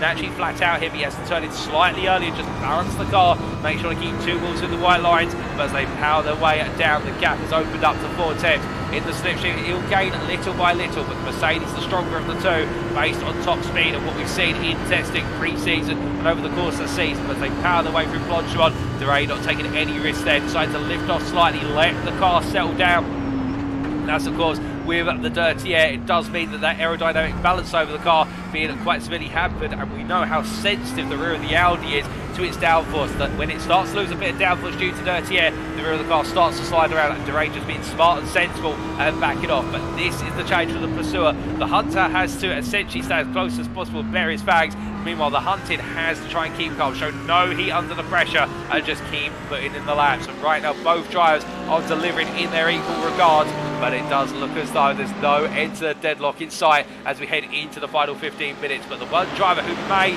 just be able to upset the apple cart here, Gareth Williams in the number 11 Ferrari, P3 in the GT3 Gold class right now, and now within 2 seconds of the leader.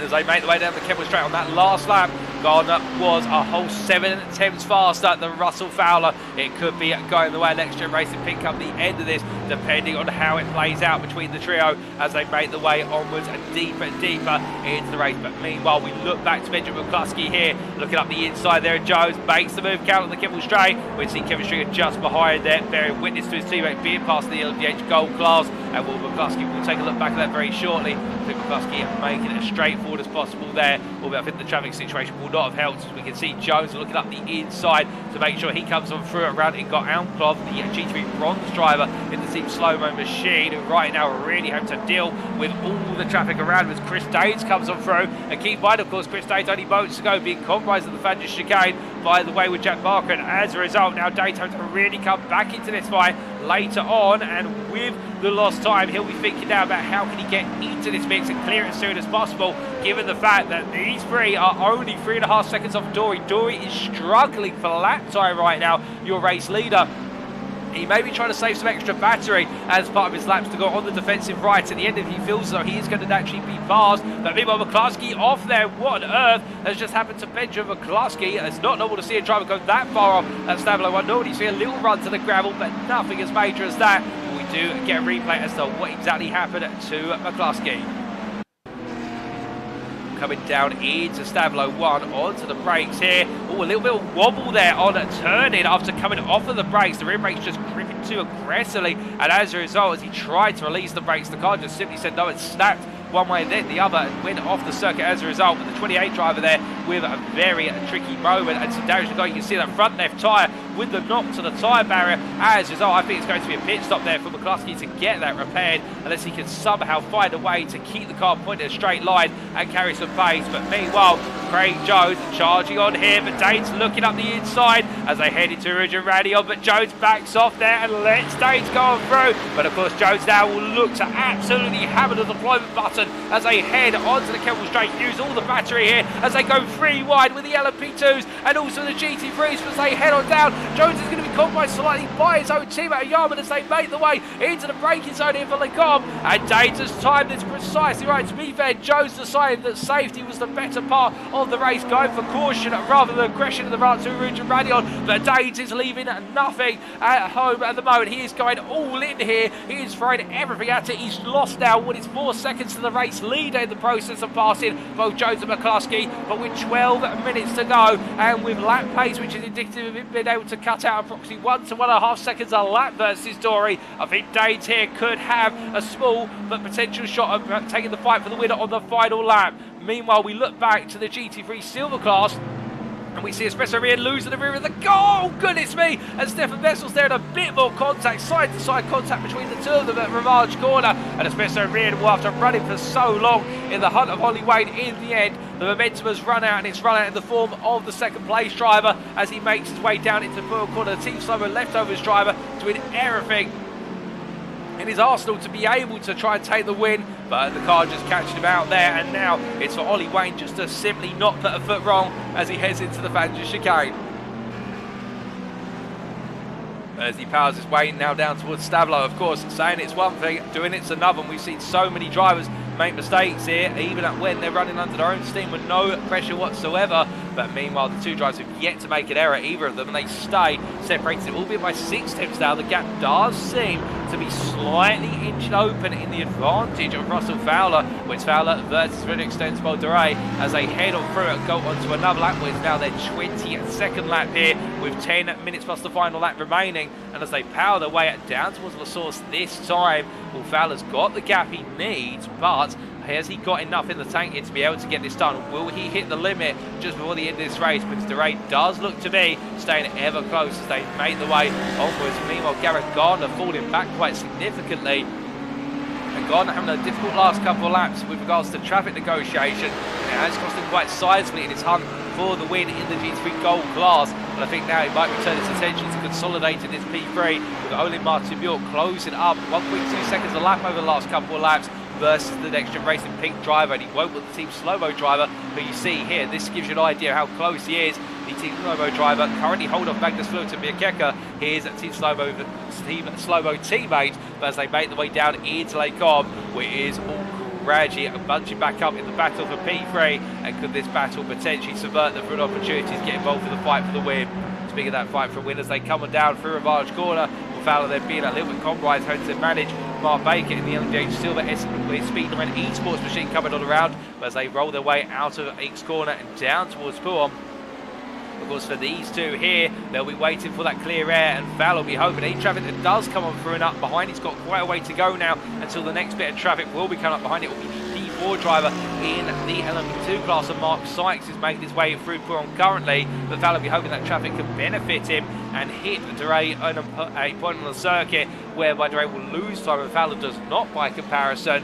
But if he's not given that opportunity here, I think Dorey will be looking for that move soon, because he is able to get well within 3:10 the first half of lap in particular. It does seem to be that Fowler has the better run in these final few corners, and that is where the difference is being made for the Performance League Esports track. He just seems so comfortable coming out of the Fadja chicane, out of Stablo too as well, and that's where he's able to make that gap count. But it's in the open half of lap, particularly in the run through Region Radion and also in the run through Lake Com, and that is where Dorey by comparison is just able to get right on the back of the Mercedes driver. It's an interesting contrast here.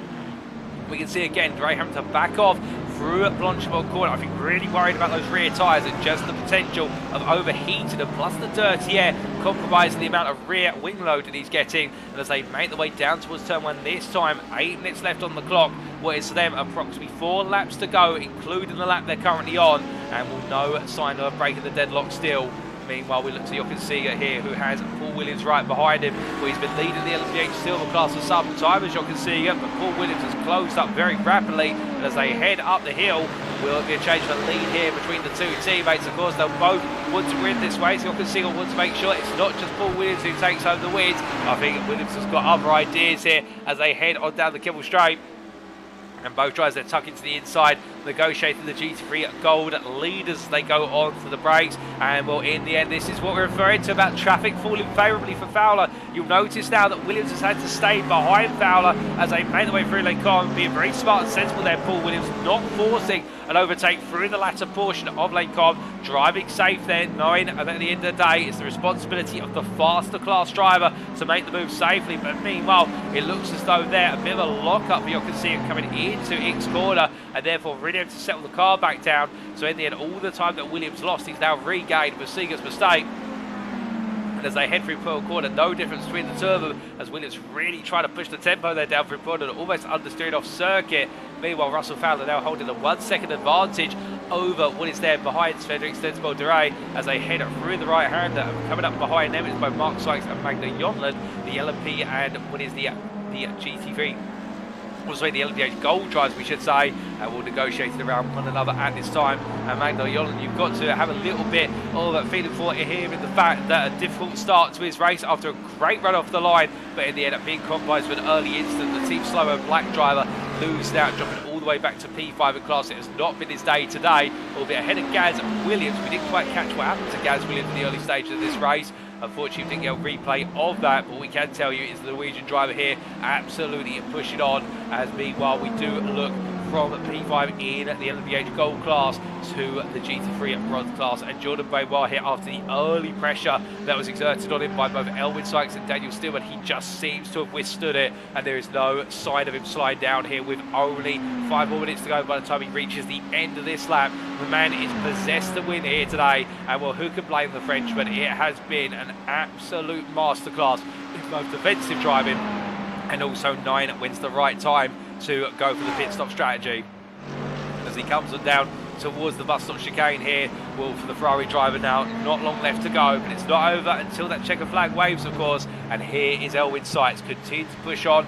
Lap times at the moment falling a little bit behind Beauvoir, and it may be that he's just pushed the tyre compound a bit too hard as he slides his way through the bus stop chicane. And I think that BMW M4's tyres now have definitely seen better days.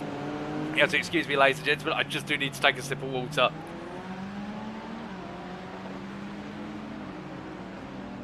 As our drivers press on here in the closing stages of the feature race at Spa-Francorchamps in at round number 5. We look back up to Jamie Dorey. And we can see here the NXTGEN Racing orange driver as he makes his way out of the bus stop chicane. Well, his advantage only 4 seconds. And there's Chris Daines in the rear of the picture. That gives you an idea of what 4 seconds looks like on the start for this straight. And there's Craig Jones behind a further 6 seconds off ahead of Benjamin McCluskey. And as they come out of turn 1 and onwards, well, right now the rate of version of what is their Danes is a margin of 1 second a lap. It's not going to be enough currently. He needs to cut this down to about 1.5 seconds to have an opportunity right at the end of the race. And as Danes makes his way on through there, making his way around Eric Svensson. Well, not long to go here down the straight, but he has to go to the break. He's only clearing Barker quite rapidly as he looks up the inside here under braking into Les Combes. And will both drivers there just taking their time, making the way on through. And the Danishman here not really gaining at the moment, in fact losing a bit of time. Meanwhile, Paul Williams battling with Jochen Siegert in the run for the lead of the LMDH Silver class. Into turn 1 they go. On the inside is Williams. Siegert will look for the cut back here. Surely, no, in fact, he goes a bit too deep. And Paul Williams gets it done. The Speedline Esports driver retakes the lead here at the very late stages with only 2 laps to go as they make their way up the hill here based on the time we've got available. And well, the number 27 car continues to fly high at the very front of the LMDH Silver class. And Paul Williams looking to make it another double here at Spa-Francorchamps as he heads down towards Les Combes. Meanwhile, we do look from them to Magnus Flutenberg as right now running in P5 of the G3 Gold class all over the back of fellow Team Slow-Mo drivers Ole Martin Bjork. And as they come out to turn 1, well, these two have been at half a second off of one another for the best part of the last 15 minutes. No sign in either one of them being able to get separation of the two. But meanwhile,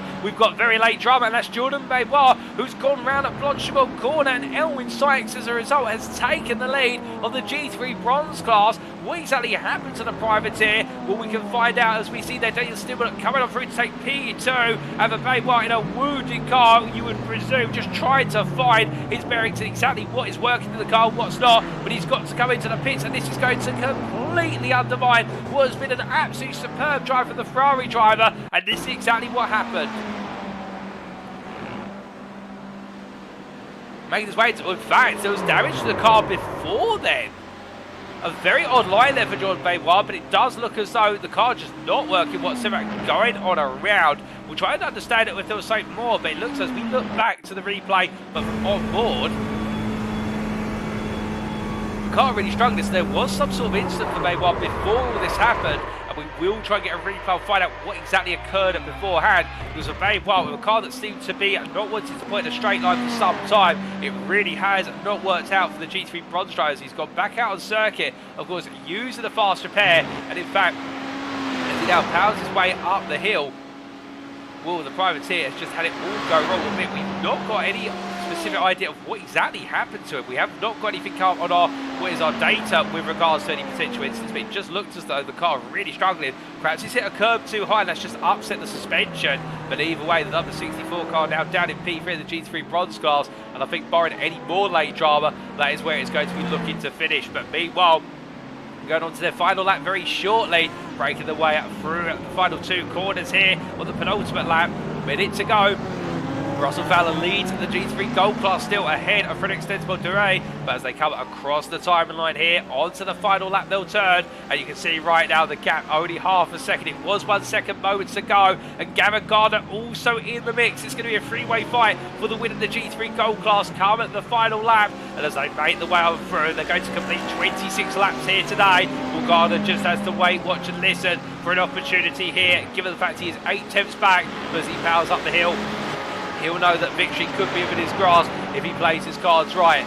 But as he powers on through, meanwhile, in fact, they will get one more lap after this because we can see our race leader overall and in the LMDH Gold class of Jamie Dorey has just gone on to what will be his final lap here. And will the G3 Gold drivers currently go through Les Combes, so the gap is long enough for the LMDH not to catch up. And meanwhile, here the battle for P4 in the G3 Gold class, and Flutenberg defending there versus Ole Martin Bjork. And in the end, as they come on through, gets it done to hold on to P4 as they come on down.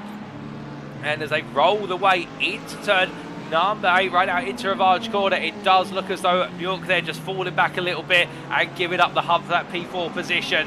But as they come out and into X corner here, they're going a little bit slowly. Bjork, is he worried about fuel potentially, given the fact they will have another lap to do? Well, they may not, in fact, given the fact you can see it right now, the LMDH is starting to inch closer and closer, but that will be cycle on their minds. But meanwhile, we see Nigel Stock has got the lead off of Russell Fowler there in the GT3 Gold class. How did it happen, I hear you ask? Will we take a quick look back?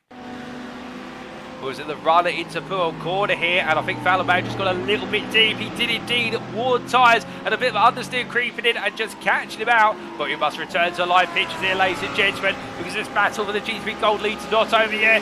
Nigel Stock has taken the class lead, but can he hold on to it all the way to the finish? They will do one more lap after this. Jamie Dorey right now, who will determine which lap everybody finishes on. Well, he's behind this group, but he's only just now making his way up towards Blanchimont corner. So for our GT3 Gold leaders, they'll do this one more time. It'll be one more spin of the wheel. As you can see there, Fowler taking a look around the outside. He can't quite find it as the checker flag gets ready to wave, but not for these guys. Gavin Gardner very close off the back of Fowler. But meanwhile, we must look to Jamie Dorey, who as he comes through the final 2 corners, it has been a faultless race today, -1 mistake, but it's not made a difference as he comes to the line and he takes the win overall in the LMDH Gold class of Next Gen Racing Orange, ahead of Chris Danes there by 2.5 seconds at the end. And then very shortly coming through to take the win in the GT3 Silver class, it's Ollie Wayne for Next Gen Racing Purple in the 25 Mercedes in an absolutely dogged and determined drive as he crosses the line.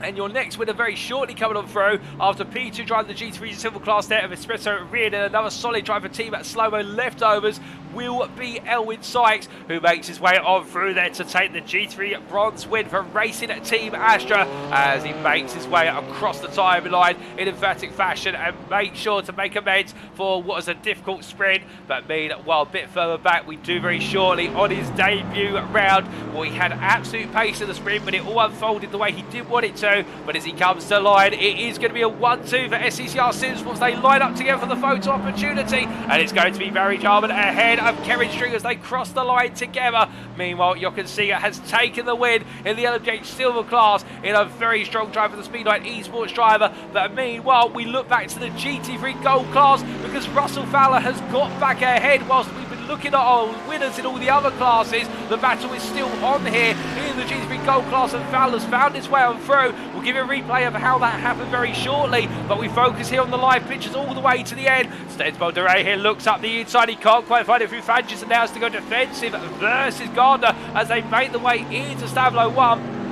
And powering the way through the right-handers here. Both drivers will want that win, but they'll also want to take a bit off of one another. And in fact, both running wide. Oh, goodness me, Gardner goes very wide. I think the run-off area, they're a bit too inviting for Gardner, but he brings it back together. But with that, I think that'll put him out on the hunt for the win, given the slowdown that will be associated with that. And as they head through Blanchimont for Fowler, it's only 2 more corners to go. But the 2 nastiest ones on the circuit, the biggest braking zones coming up. He can't afford any mistakes. Here goes onto the anchors. Meanwhile, Nigel Stock defends as they come on through. The bus stop chicane.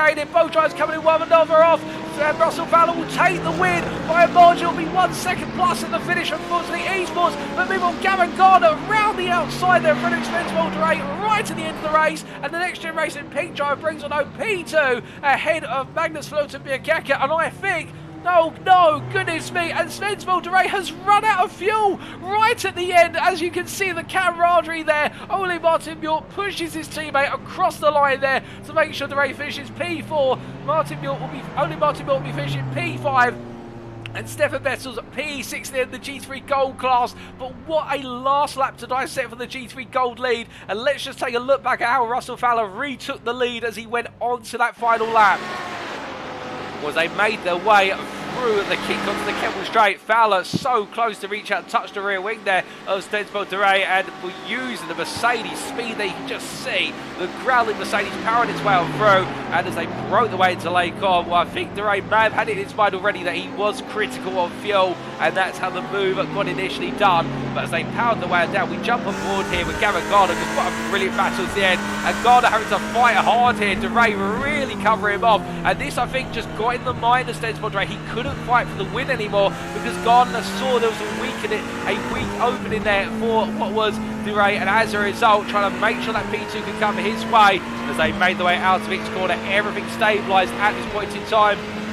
As they came down the hill and into Pearl Corner, Gardner there with a little bit of a snap mode. You can see on the steering wheel just having to recollect the steering wheel in time as the drivers made their way down the hill and into the braking zone to the Fangio chicane. Well, Gardner just having to wait and watch for the next opportunity. But it all unfolded here with regards to, I think, a bit of frustration for Dorey, trying to look up the inside there, trying to get into Fowler's head. But in the end, the only thing he did for himself was cost himself some time. And then through the two Stavlos, they came on through. Well, this is where we saw the big runway for Gardner in particular. I think just trying to carry a lot of speed here. Dirty, and in fact, the car going around there in the dirty, unsettling the rear, trying to carry so much speed. And Gardner having to back off. And then it was all history as they ran their way to the line. We continue the replay here all the way up to the end.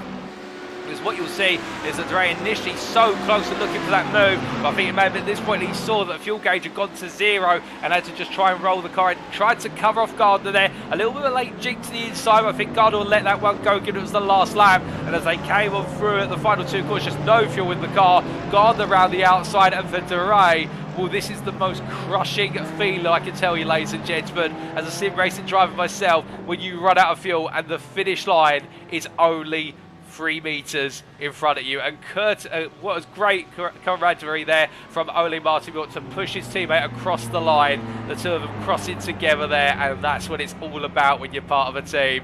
But brilliant racing between them as we return to our live pictures. What a way to end the day of racing at Spa-Francorchamps, or really what we should say is the week of racing at Spa-Francorchamps, given the delays due to the red flag. But with that, let's take you through those race results subject to any stewards' inquiries.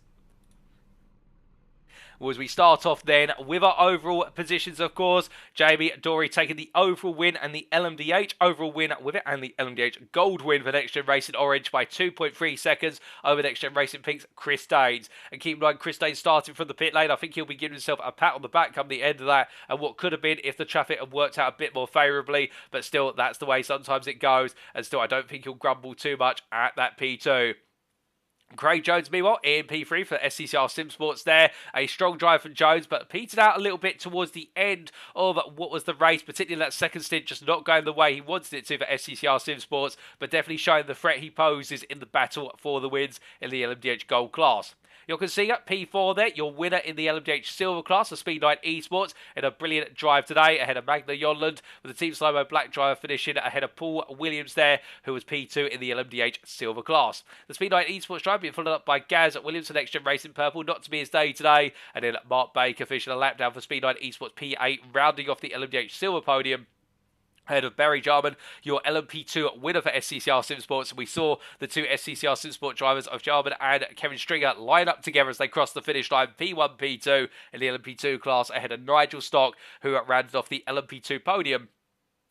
And also takes us into best of the rest in P11 overall behind the top 10.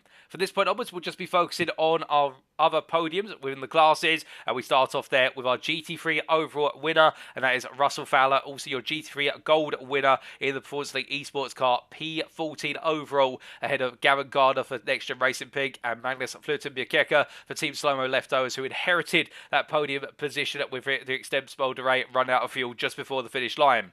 As we continue to make our way down through the order, and brilliant driving from the trio there, no question about it. We can see further on down there, Ollie Wayne P20 and bringing home the win in the GT3 Silver class, and that was ahead of Espresso Rien, the NXTGEN Racing Purple driver, holding off the charge of the Team Slow-Mo Leftovers driver, who in the end fell behind due to a critical error. And then P22 Elwin Sykes bringing home the GT3 Bronze win for Racing Team Astra, showing all that pace at his fingertips that was available in the sprint and the qualified session, but he just couldn't bring home the win in the sprint due to a major racing incident. And then Daniel Stimman there making it another podium for Rosson's Universal Robots, P2 in the GT3 Bronze class, P23 overall, ahead of Jack Bark, who completed the GT3 Silver podium there for Made for Racing in P24 overall. And then Jordan Baywell with that late incident going into Blanchimont. We're not quite sure what triggered that, although it was under his own impetus, but the privateer there missing out on the GT3 Bronze win, but still finishing third in class.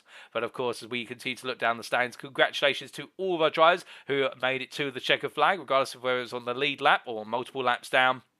And in terms of our retirements day, we did have 2 retirements in the form of Paul Scott and Baz Meacham, both GT3 Silver drivers. Baz Meacham due to technical issues, and I believe Paul Scott due to significant damage on the car and unable to continue.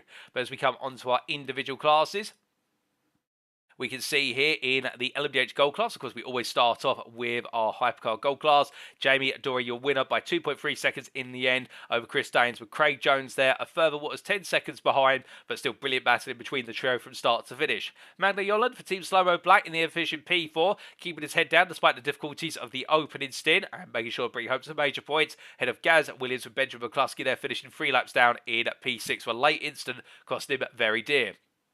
And then we come on to the LMDH Silver class, and we can see here that your winner, Jochen Siegert, taking the win in the end for a Speed 9 Esports podium. All 3 drivers, of course, on the podium from Speed 9 Esports by 14.6 seconds over Paul Williams, with Mark Baker bringing up the rear in P3, and then Callum Jenkins with a late instant cost him dear and caused him to finish 2 laps down for the privateer outfit. Then we go on to the LMP2 class.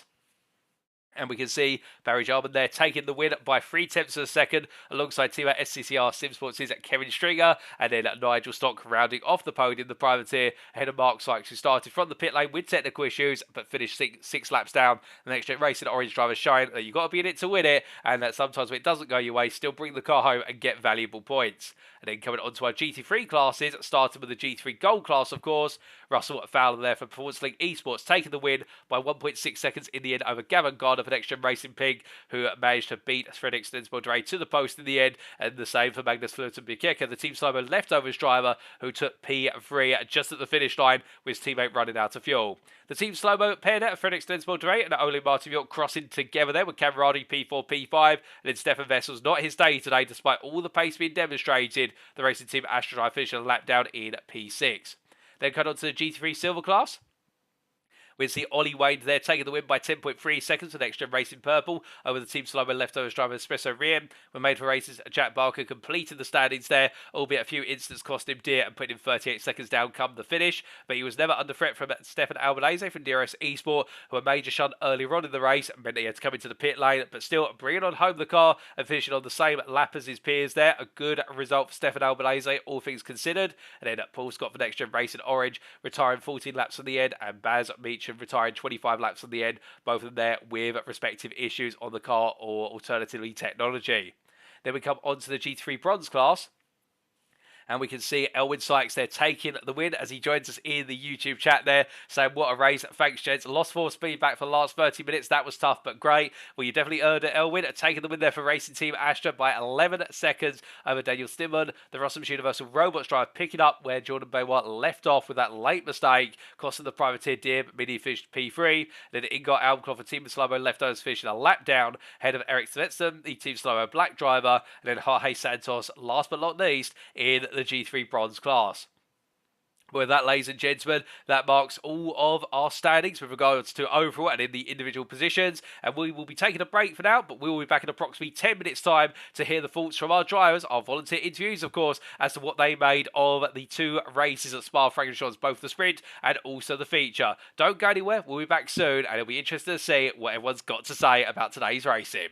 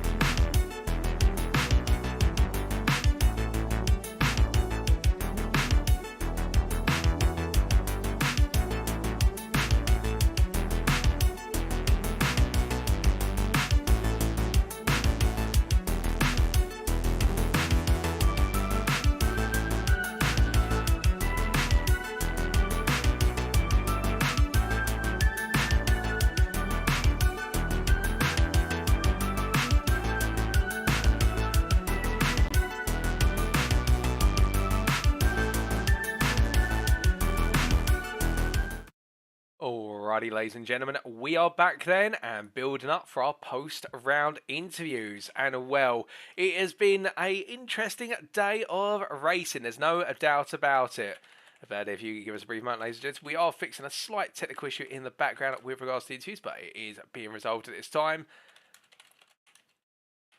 But the key thing for today is all drivers absolutely enjoying the race. There's no question about it, up and down the field. And we can see a good number of our drivers there in the YouTube chat as well. Particularly, say, Craig Jones there saying, I would have won the LMDH Gold last night, but unfortunately got hit by GT3 after pit stop and lost top end speed. But indeed, Craig, showed great performance there from yourself. And we look forward to see you carry that momentum into the rounds ahead. And Ollie Wayne saying that great racing tonight. But let's focus on our drivers now who are here for interview. And we'll be going through an eclectic mix of individuals. And we can see there, you can see it for the LMDH Silver class for Speed9 Esports, and then Barry Yarman from the LMP2 class for SCCR Sim Sports, before hearing from two of our GT3 Gold class drivers, Russell Fowler from Performance League Esports, who had a day to remember, as Stefan Vessels from Racing Team Astro had a day to remember last time out, but less so today. But it'll be interesting to hear their perspectives. But we start off with Jochen Siegert, and what I do believe as he joins me in the interview room now. Jochen, can you hear me? Is all working on your end?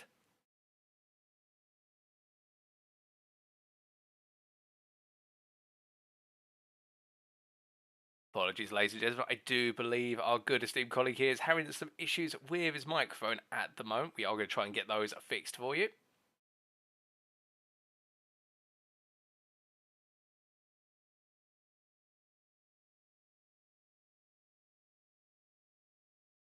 Alright, ladies and gentlemen, we will not be hearing from Jochen Siegert, unfortunately, due to microphone issues, and we'll hope to catch Jochen Siegert another time. That is unfortunate, but it's just the way things go. Of course, technology coming back to spite us, but Jochen, allow me to say I know you can hear me, unfortunately you can't talk back, but a fantastic drive for yourself to bring home the winning class state and a P4 overall, and also second place in class in the sprint a week ago.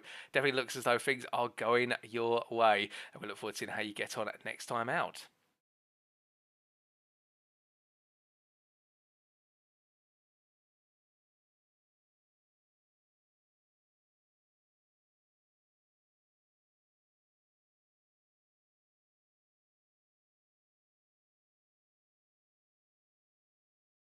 Apologies there, ladies and gentlemen. We are just trying to resolve the issues with Jochen Siegert's microphone in the background. But what we will do is move on to our second interviewee of today. And that is Barry Yarman, who we'll be hearing from very shortly. And, well, it's been a strong performance from him and definitely a sign of pace to come.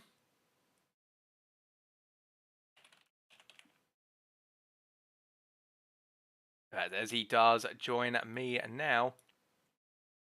Barry, fantastic racing from yourself in the LMP2 class. Well, the first time you joined me in the interview room.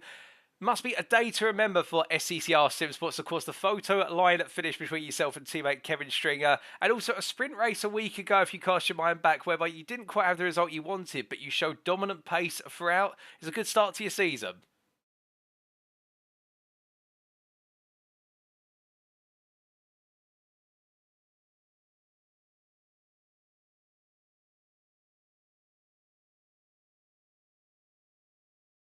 I do apologise, ladies and gentlemen. We seem to be experiencing technical issues across the board here of our interviews this evening. This is not the way we normally expect things to go. But it does look as though, at the moment, Barry, if you're there, your microphone's not coming through by looks of things. Do I need to push to talk as well? That might explain it. I'm not sure what's happened there, why everyone's gone on to push to talk, but you're coming through now. All right, no worries. I'll say everything I just said again. Yeah, no, it was good. It was good. Last week was obviously frustrating, especially as I had the pace to win in my first race. I don't have a life that allows me to be free every single Wednesday, so I was always earmarking Spa to be my first race of the season, and hopefully I can carry on for the rest of the season. Yeah, super happy that we all three of us got points today. Helps us massively in the championship, and tried to do a nice photo finish at the end, but I think Kev was a little worried that I was going to break and let him have the win, so he refused to go side by side. Oh, goodness me. Well, those worries aside and whatnot, of course, you've emerged onto the scene as an absolute high flyer in the LMP2 class. I have to ask, What is it that made you choose the LMP2? Is it a class you race on a regular basis on iRacing? It's not. I I like cars that cope if you're rubbish, right? So any car where if you make a mistake, it's easy to handle, and I think the LMP2 class fits nicely into that. You can get out of shape and you can catch it quite well. I had a go in the LMDHs when they came out, and it didn't quite feel as safe as the LMPs. So yeah, generally I try and stick to that or the GT3s if I'm doing endurance racing. Well, it seems to have done very well with regards to your car choice and carrying it into the race at Spa-Francorchamps. Now, I'm not going to ask you to cast your mind all the way back to how qualifying went and whatnot in last week's qualifying into the sprint, but you have been the fastest man on circuit at Spa-Francorchamps in the LMP2 class. Is this a circuit you feel you synergise quite well with? Yeah, I've always loved Spa. I've been there a few times. I was there last year for the F1. Christoph, who's my son, he also races for SCCR. We did a circuit walk together as well. So it's just it's a lovely place. It's a circuit that, you know, when you load a sim for the first time, it's the first track that I load. So I felt like I was going to have the pace. I think it'll be interesting next weekend. Sorry, next Wednesday when we go to Indy. It's not a circuit I even know, and I think that will show me how much pace I've got compared to the rest of the field. Well, it'll be interesting to see. Perhaps Indy will be, well, perhaps a reality check. Alternatively, for everyone else in the field, it'll be a reality check should you set the pace once again. But either way, of course, in the sprint race, you were leading to an unfortunate incident between yourself, your teammate Kevin Stringer, and Nigel Stock. If you do cast your mind back a week, just that one moment, was that a little bit of a moment not for the team to remember? It was quite embarrassing. Particularly as Kev had warned me. He'd said before his performances in the sprint race weren't as good as his performances in the feature races, and I think that only really translates to I'm a little bit more reckless. Yeah, I saw Nigel lose it in front of me. We were going up Kemmel, and I knew he'd taken far too much pace coming up to Lecombe. And so I backed off early, knew he was going to overshoot me. As I cut in, I'd just taken a little bit too much pace myself. Kev hadn't anticipated that and didn't quite manage to stop the car in time. But, you know, he still went on to take the win, so I was happy for him. Oh, indeed. And then coming on through into the feature race, and of course having to try and redeem what happened in the sprint race. You made a great start of it, trying to carve your way through early on. Yeah, it's the same with any feature multi-class feature race, right? You get about 4 or 5 laps of clear circuit in front of you before inevitably you're going to have the 3 or 4 GT3s, maybe 2 or 3 of the LMDHs that have had to pit and then come out in front of you. So I seem to be pretty quick before those tyres start to wear in. So I was determined to put a bit of a gap in as quickly as I could. My tyres were suffering quite a lot towards the end of the first stint. But luckily I managed to come out and again put the hammer down as soon as I had fresh rubber, opened up about a 6-second gap to Kev, and with about 15 minutes to go I just radioed him and I was like, do I have to keep putting the hammer down? Are you gonna push for me? And he's like, I'm pushing, but I'm not pushing really hard. I said okay, so we decided to keep the gap as it was, and yeah, as I said, tried to have the photo finish but didn't quite get it. Oh, indeed. And just whilst you're battling your way through, of course, whilst you're in quite a limited class in terms of numbers, we have seen that offsetting strategy and also traffic playing such a key role here at Spa. It's been very difficult to thread the needle in amongst the GT3s every so often. Was there a particular approach you used to try and find that space amongst the GT3s? Because around the 15-minute mark, the first time you started to cut behind GT3s, we very quickly saw that concertina effect in motion. Yeah, I think it's really important not to get too frustrated by it. In a sprint race, yeah, you can be unlucky. I think as soon as you get to a race that's at least an hour long, it just evens out. You know, you might have. There's a point in the race I had about a 5-second lead on Kev, and it was gone within 2 laps because of traffic. But you know, conversely, it happened to Kev a little bit further into the race, so it does even itself out. So I think the most important thing on a feature race is just not to get frustrated. Pick your moments. Let the GT3 class just take their line. I had one hairy moment. I got to admit, it was coming through the second turn of Lecombe.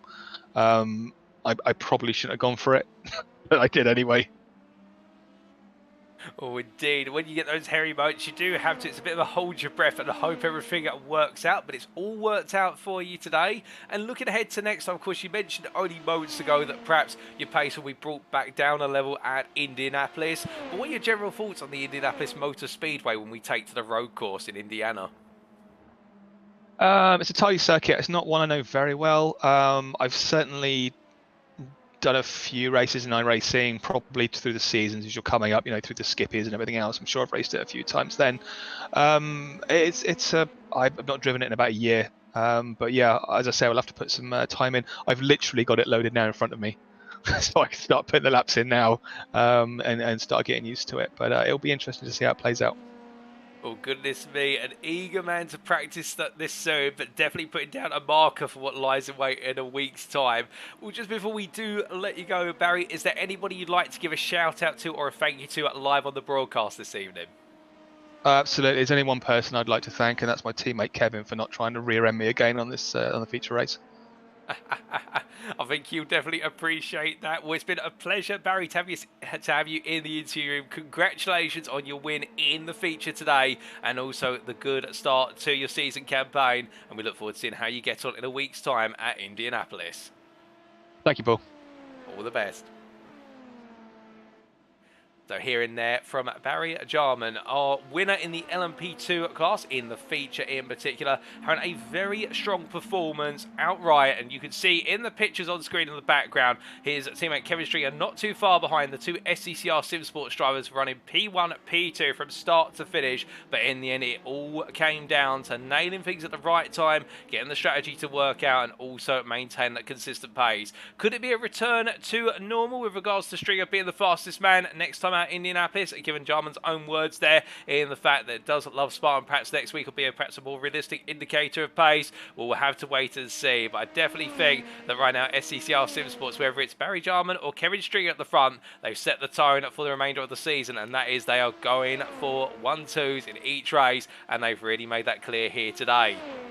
As we now come on to our next interviewee, of course, what we're going to now do, because we have resolved the technical issues that were besetting us, we are going to be switching back to our first interviewee of today, and that is our LMDH Silver driver of Jochen Siegert. And as we do bring him back into the interview room now, hopefully things will work this time. Jochen, can you hear me and can you come through? I can hear you, and you can hear me as well. I see it on the white and the green ring. Hi, Paul. Nice to hear you from you again after so long time. Likewise, it has been some time, my good friend, but a brilliant drive for yourself today, and focusing on yourself, a win in the LMDH Silver class, albeit a very dramatic race as well. A lot of traffic intervening, your teammates also falling foul of a couple of instances. It must be, well, are you surprised by the win, or did you think perhaps it would come naturally given everything? On one side, I'm very surprised, as I didn't feel, let's say, too good and today. But on the other side, I knew from our practice sessions before last week and the week before, I knew that at least Mark and me, we had almost same speed. Paul was a little bit quicker, but nothing really serious. So I'm surprised. Yes. On the other side, it's okay. Well, if we dial things back to a week ago in the sprints, of course, the sprint race, it only saw the three of you, so Mark, yourself and Paul, all taken to the circuit for SCCR Sim Sports, and a run to P2 there in the sprint. It just looked as though Paul had the edge on pace, like you say. But were you saving it all up for the feature in terms of your thought process? Because we've typically seen you go a bit stronger on the longer races. Yeah, that's true. I'm always struggling a little bit in the first few laps with cold tires. That's something, especially Paul, but Mark as well, can handle obviously much better than I can. And that's one of my, let's say, problems. And yeah, that's how it is. In the long run, over an hour, I stabilize very much, and I get a much better feeling for the car over the time. I need a little bit of how do you say of getting used to it. Let's say that way.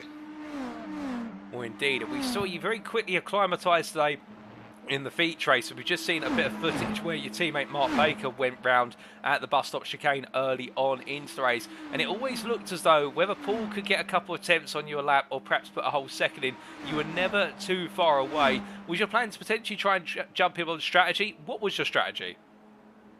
My strategy actually was to stay in the race, not to do any off-road parts, off-road sessions, and that's why I'm usually let's say much slower than I actually could go.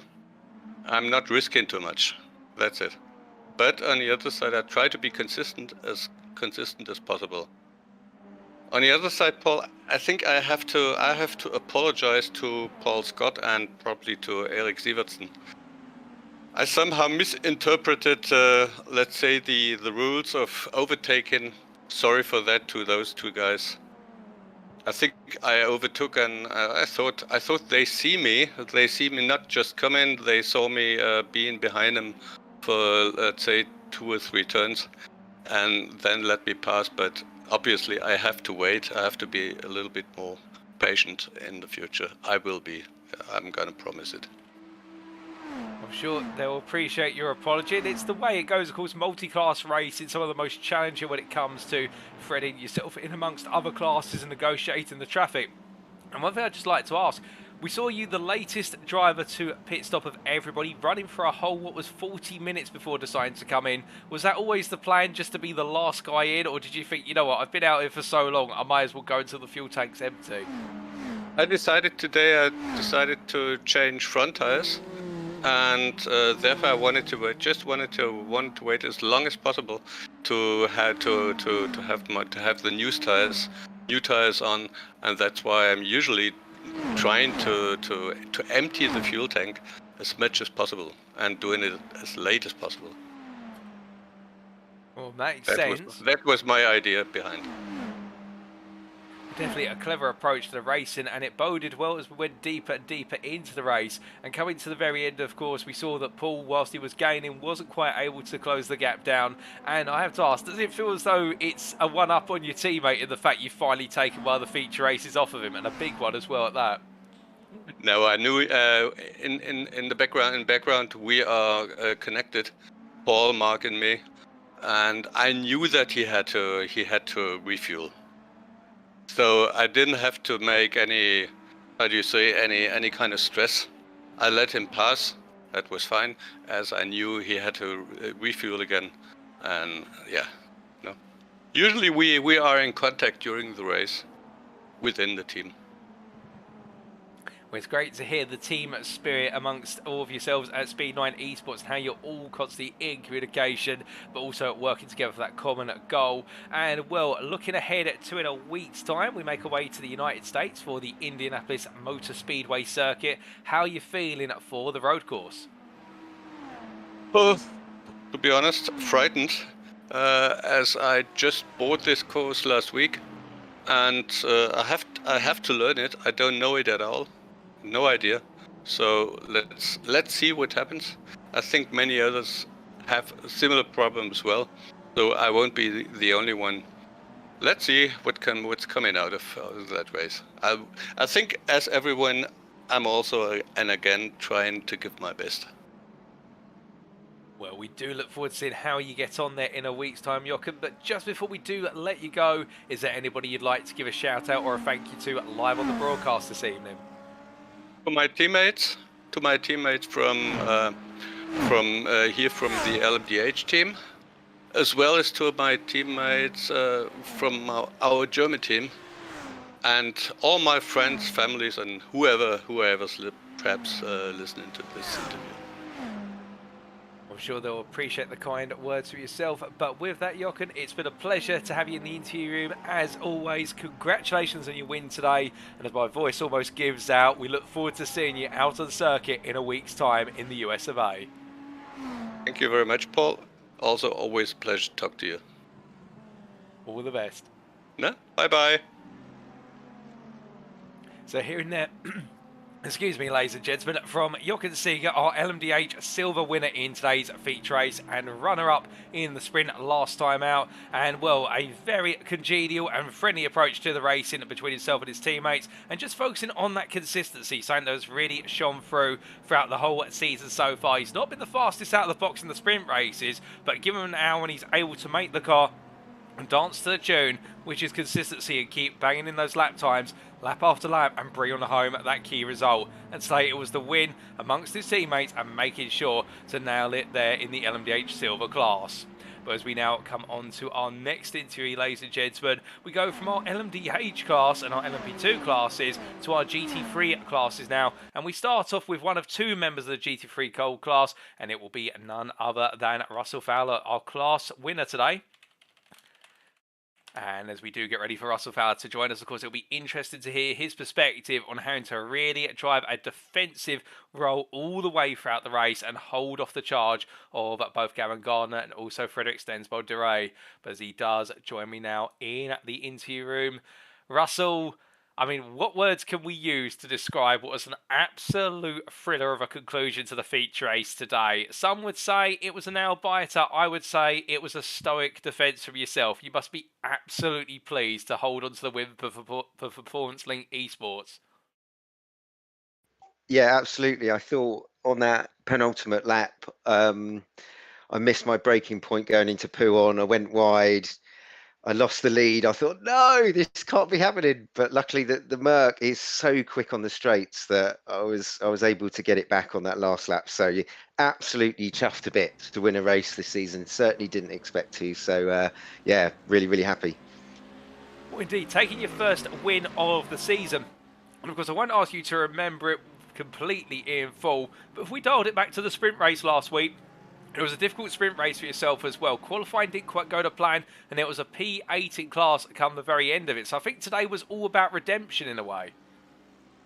Yeah, absolutely. It was. I had an absolute train wreck of a race last week. I just wasn't feeling it at all. I couldn't find any sort of rhythm. I was like a pinball getting knocked around in the first few laps, and ended up with a drive-through. So that kind of ended any sort of decent result. But the good thing is that does give you an opportunity in the main race, starting near the front. So I put in a bit of practice this week, knowing that I'd be starting near the front. So I think that paid off. Yeah, it's good. But yeah, absolute train wreck of a race last week. I'd rather forget that. Well, indeed, let's put the sprint aside and focus now on the feature. We saw early on in the race the interesting contrast between the Mercedes, which is so strong, particularly from low gear up to fifth gear, versus the Ferraris and the Audis behind, particularly the Team Slow-Mo army that seemed to be queued up and vying for an opportunity to go on the offensive. Looking back at the opening stint of the race, what was your goal there? Was it to try and put as much distance as possible, or just try and get into a rhythm and focus on the strategy? Because we saw you leading for so long, but you never seemed to be able to break away from the pack that was behind. Yeah, it was like a tag team. The slow-mo guys, one at a time, they were having a go. But yeah, they just didn't seem to, even with the slipstream, they were struggling to stay with me. And I guess following a car through some of the high-speed corners, it's not so easy. So I'm not sure. Well, my tactics were very simple, and they're always the same. I just find a pace that I'm comfortable with, and try not to make any mistakes. So that was the tactic again this week, especially at Spa, where it's so easy to pick up off tracks.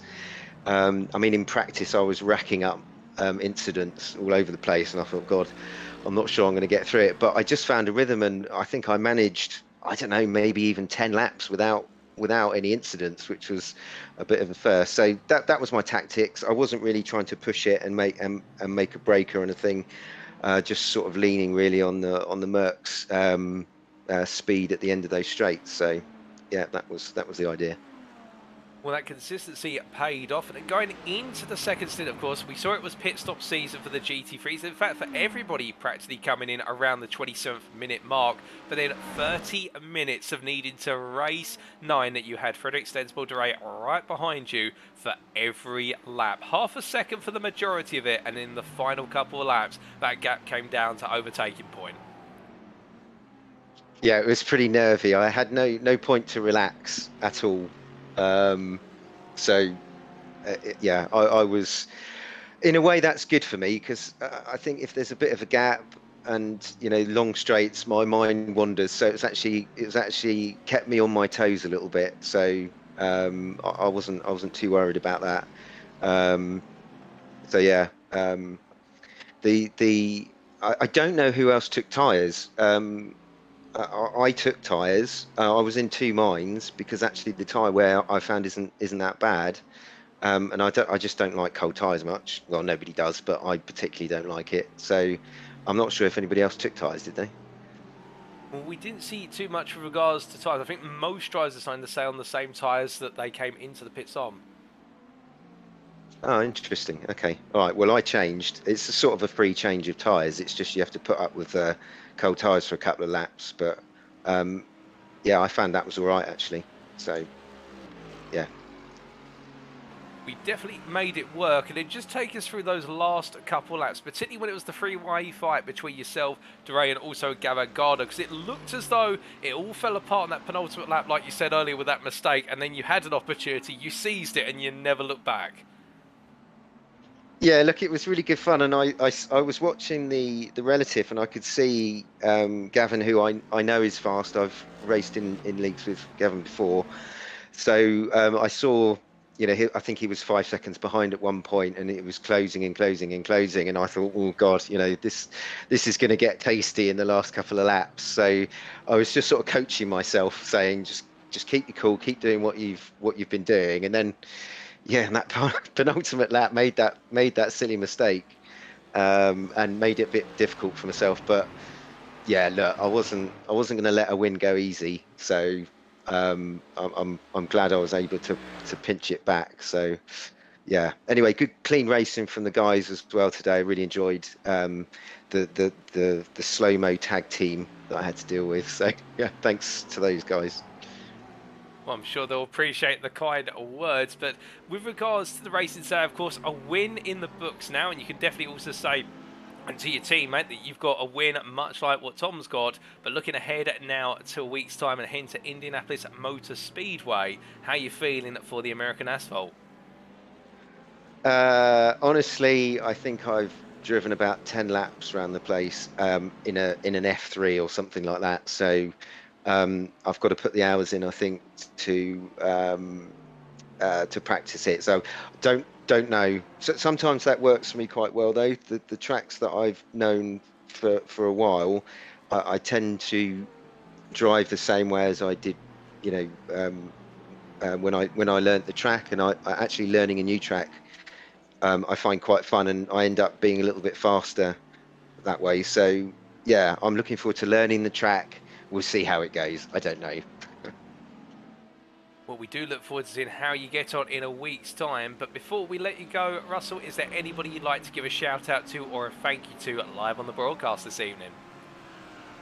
Yeah, just a big shout out to my wife and my kids, who put up with my sim racing habit. I think to be competitive in these sort of leagues, you do need to put the hours in. So I really appreciate that.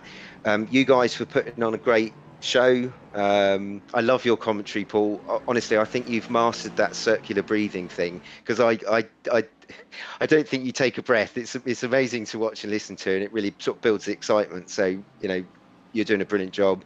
And yeah, just to my fellow competitors, I think it was really good racing today. Very respectful, actually. Even with the faster classes, I think they gave us plenty of room today. I didn't feel too nervy today with those guys. So big thanks to everyone else on the track as well. Well, I'm sure everyone will appreciate your compliments, Russell, and indeed thank you for the feedback on the broadcast, and also to the wider team here at NXTGEN. We really are happy to hear you're enjoying it, you're racing, and well, may that enjoyment continue going into next week. We'll see you there in the US of A, but until then, thank you for joining us in the interview room. Awesome, thanks, Paul. All the best. So here and there from Russell Fowler, our GT3 Gold winner in the feature race today. and an absolutely superb drive and a defensive drive with it to go to show the Performance League esports driver really does have that craft when it comes to making sure that Mercedes can be as wide as possible and hold on the charge of Team Slow-Mo on the opening stint, and then towards the end it was the charge of Team Slow-Mo's Frederick Stenspool-Durey and NXTGEN Racing Peak's Gavin Gardner. But for Fowler, of course, now that he's had one win in the bank account, he'll want more, and well, can he pick up another win next time out at Indianapolis? That'll be the challenge that he's confronted with, and if he can do that, he may just be on his way to potentially starting to build a championship winning campaign. But as we now look to our final entry for today, it is going to be none other than Stefan Vessels, our Racing Team Astra driver, who having a difficult day today despite it all, and not able to follow up what was a superb day in the sprint a week ago. Well, we will be having him join us very shortly, and we'll get to hear his thoughts on what has been mixed fortunes at Spa-Francorchamps. And as he does join me now in the interview room, Stefan, we appreciate it's very late where you are, but at the same time, thank you for joining me in the interview room. It hasn't been your day today. It was a great day in the sprint a week ago on absolute fiery form, but the feature just seems to have eluded you through pure bad luck every step of the way. Hey, how's it, Paul? How are you doing? All good, thank you. How about yourself? How are you feeling after today's race? Mixed emotions, eh? Sprint was great. Sprint pretty much was what I wanted from it. Pole position, leading from the front. Had a good battle with Benson in the beginning, but he spun out, and after that it was just cruising to the finish. But then feature, different story, eh? Got to slow down on lap 1. So that dropped me back into the Silver guys. Had to fight back through them. Had a nice battle with Gavin. I think we had some very close racing, but very great fun racing. Albanese had a spin, which I collected him at no name, which gave me some damage. So that was alright. I still maintained more or less position. Pace wasn't too bad, a little bit understeer. So I thought it was cool, just drive it till the pit stop. I was still maintaining pace with the guys. Pit stop, new tires, looking good. And then I spun by myself. So I only blame myself for got all the way up to 3rd position and then spun by myself. Well, it was very unfortunate, but to be fair, all the way through today, much like in the sprint, you were the fastest man on circuit in the GT3 class by a sizable margin. I have to ask, is this one of your favourite combos, i.e. Spa-Francorchamps and GT3s? I'll Spa on any cars. I enjoy Spa on any car. Not so much in the Audi. The Audi is quite tricky around here. It's fast, but it's on a knife edge, especially through Puan, which is you also have to drive it. You have to drive the Audi very positive. You have to really brake right into the apex and get onto the power early. Not full power, but you have to just load the weight a bit on the rear, and that balances the car a bit, and the car drives a lot better. And I actually think what happened today was I just wanted to finish the race and finish in a good position. I knew I had the pace.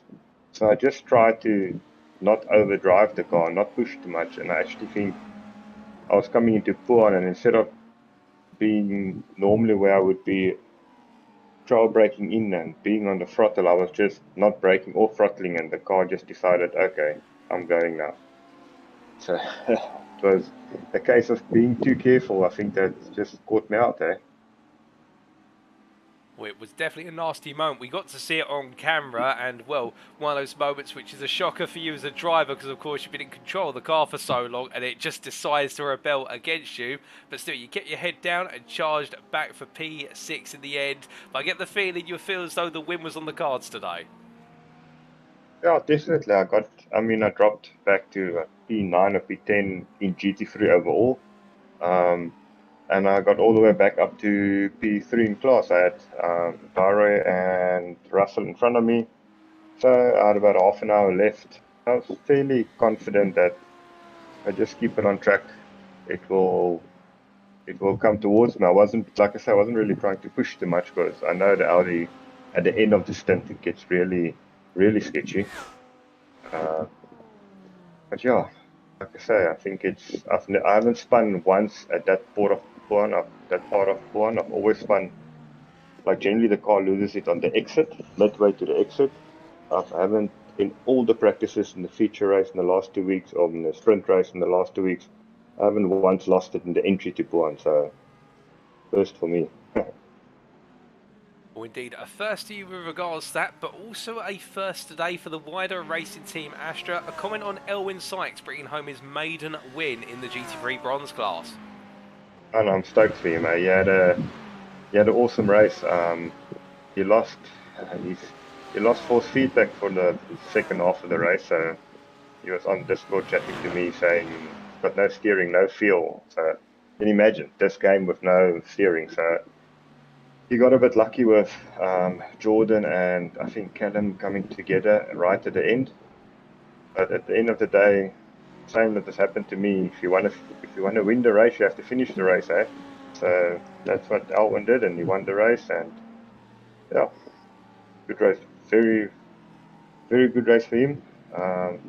Overall, for me, I think it wasn't a bad race. I'm happy with the pace and stuff. I'm just obviously not happy with the result, but on to Indy, new track. I think it's a new track for everyone this week. Oh, indeed. And your thoughts from your perspective as a new track? Yeah, no, I just bought it last week, so I think I did about 5 laps. It seems very tight. It's going to be interesting. Yeah, so excited to try it, but obviously no reference to lap times, no reference to anyone.